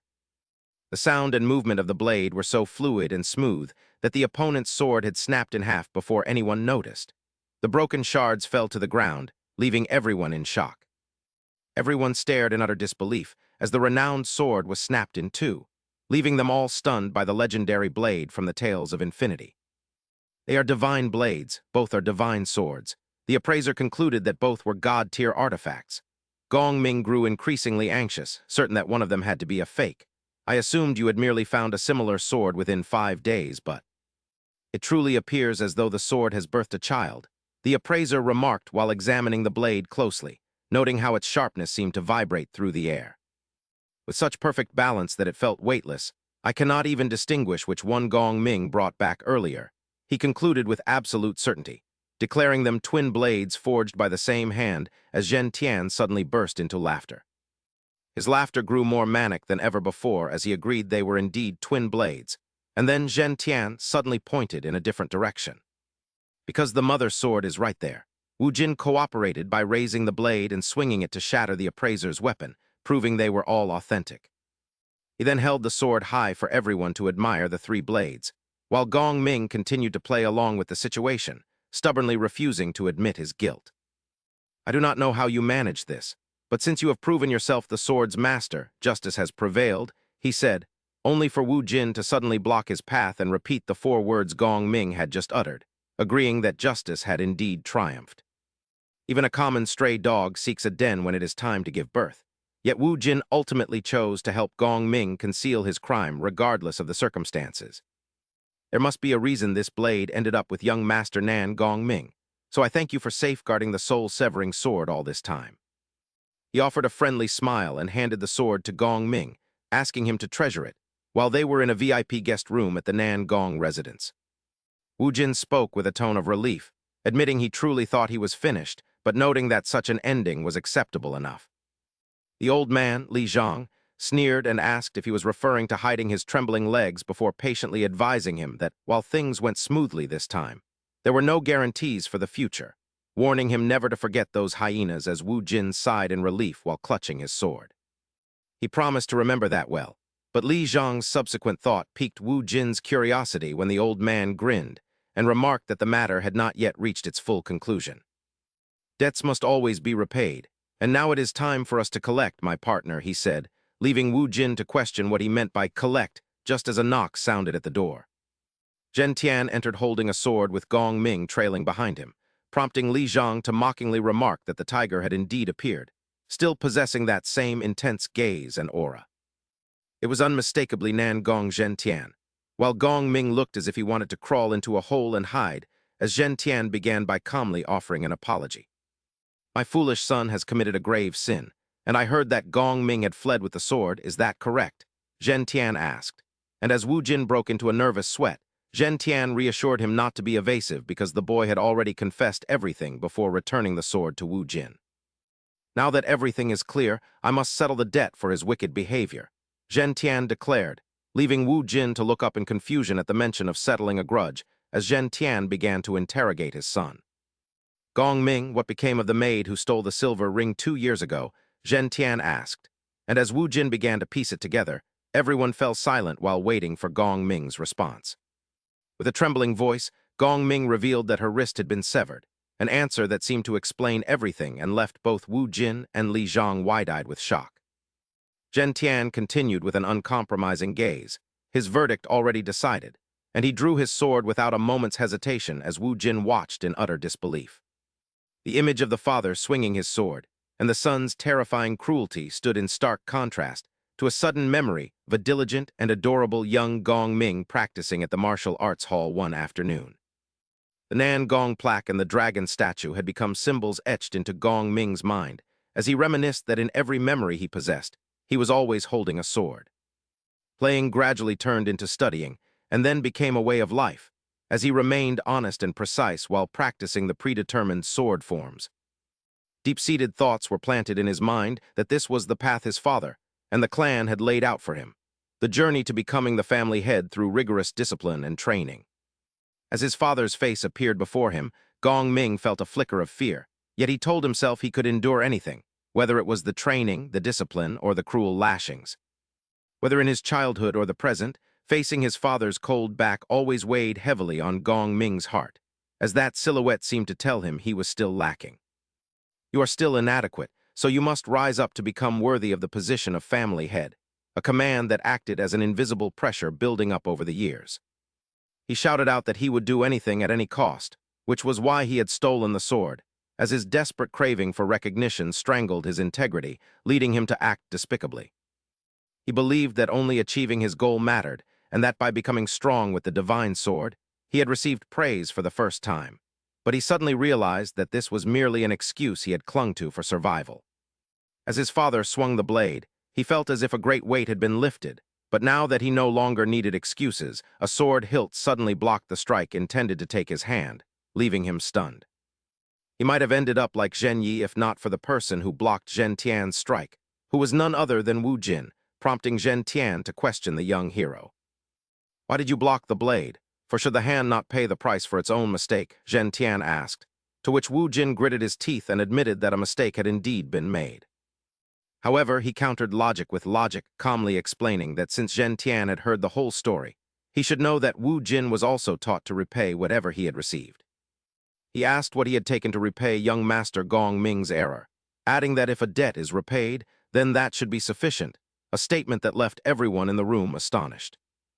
Wu Jin immediately rejected Zhen Tian's reasoning, asking why one would retie a knot that had already been loosened, prompting Zhen Tian to sheath his sword and praise his wisdom, thanking him and stating that his mercy had saved the wrist of the Nan Gong clan's eldest son.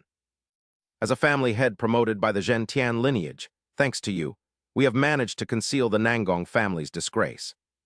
We also acquired a precious sword, so how should I repay the 3 favors you've bestowed upon the Nangong family? The next morning, the sun continued to shine over Jiangshan. Servant guided Wu Jin and Li Chang out. Last night, Gong Ming spent the entire night kowtowing in gratitude to Wu Jin. I will surely repay this kindness one day. Everything seems to have been settled properly.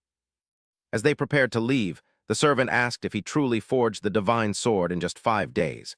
Wu Jin was stunned and asked how he knew, so the servant explained his reasoning. I only guessed after seeing your red, blistered palms and the iron filings under your fingernails. He was deeply impressed, noting that the vast world is indeed full of extraordinary people. Thank you very much for assisting Minger. Wu Jin sheepishly scratched his head, thinking that he wasn't an extraordinary person at all. He was still thinking about Gong Ming, wondering if the man truly intended to repay him, since the old man had already taken everything he could. Yesterday, Li Chang demanded a whole list of things, including access to the Tianwu library, all sorts of elixirs, herbs, poisons, and even a sparring session with the family head. Zhen Tian simply nodded in agreement. Wu Jin didn't understand why Li Chang would ask for those things on behalf of someone who didn't even know what to accept. It would be fine if that day of repayment ever came. Suddenly, the servant turned back and mentioned that while it might be meddling, Shaolin was likely eager to meet him. Wu Jin was curious about Shaolin, so the servant explained that since his childhood, they had been searching the Central Plains for people with skillful hands. It is said there is a mechanism they have never been able to repair. Li Chang speculated that it sounded like the wooden dummy, which surprised Wu Jin. Li Chang explained that it was a unique mechanical formation. Since Shaolin was on the way to Luoyang, they should stop by if they had the chance. After chatting for a while, they arrived at a large gate. Li Chang reminded him that they should start with the first reward first. The doors swung open, leaving Wu Jin wide-eyed in shock. The servant announced that, as promised, he could choose one book to read under his supervision. He advised him to choose carefully, and Wu Jin excitedly scanned the room. He thanked the family head while Li Chang began searching through the books. Wu Jin curiously asked the old man if he was looking for sword techniques or movement arts, just as Li Chang pulled down a very old book. The book was titled Fleeing Monkey Technique. Wu Jin looked at it with disdain, wondering if he had practiced his sword skills just to learn about monkeys. The servant was also puzzled, noting there were better sword styles available. Wu Jin couldn't accept it, asking if there were any techniques that ended with the words divine art. Li Chang gave a savage grin and told him to stop talking and memorize the book before receiving the elixirs. Wu Jin dejectedly agreed, and later, the servant brought 3 strange bags as Li Chang asked if he had finished memorizing. Wu Jin was confused, saying he had finished but understood nothing. Li Chang instructed him that it was enough and to recite it during practice, though Wu Jin remained skeptical. He questioned if it would really work, but Li Chang interrupted him. The old man grabbed a handful of the freshly delivered items and grinned sinisterly before explaining. He told him to eat it first. Wu Jin was forced to comply, terrified by the man's expression and the fact that the item looked like a parasite. Li Chang's twisted, peculiar gaze made the situation even more revolting. He claimed they were delicious and nutritious, revealing they were 7 treasures snake venom sacs.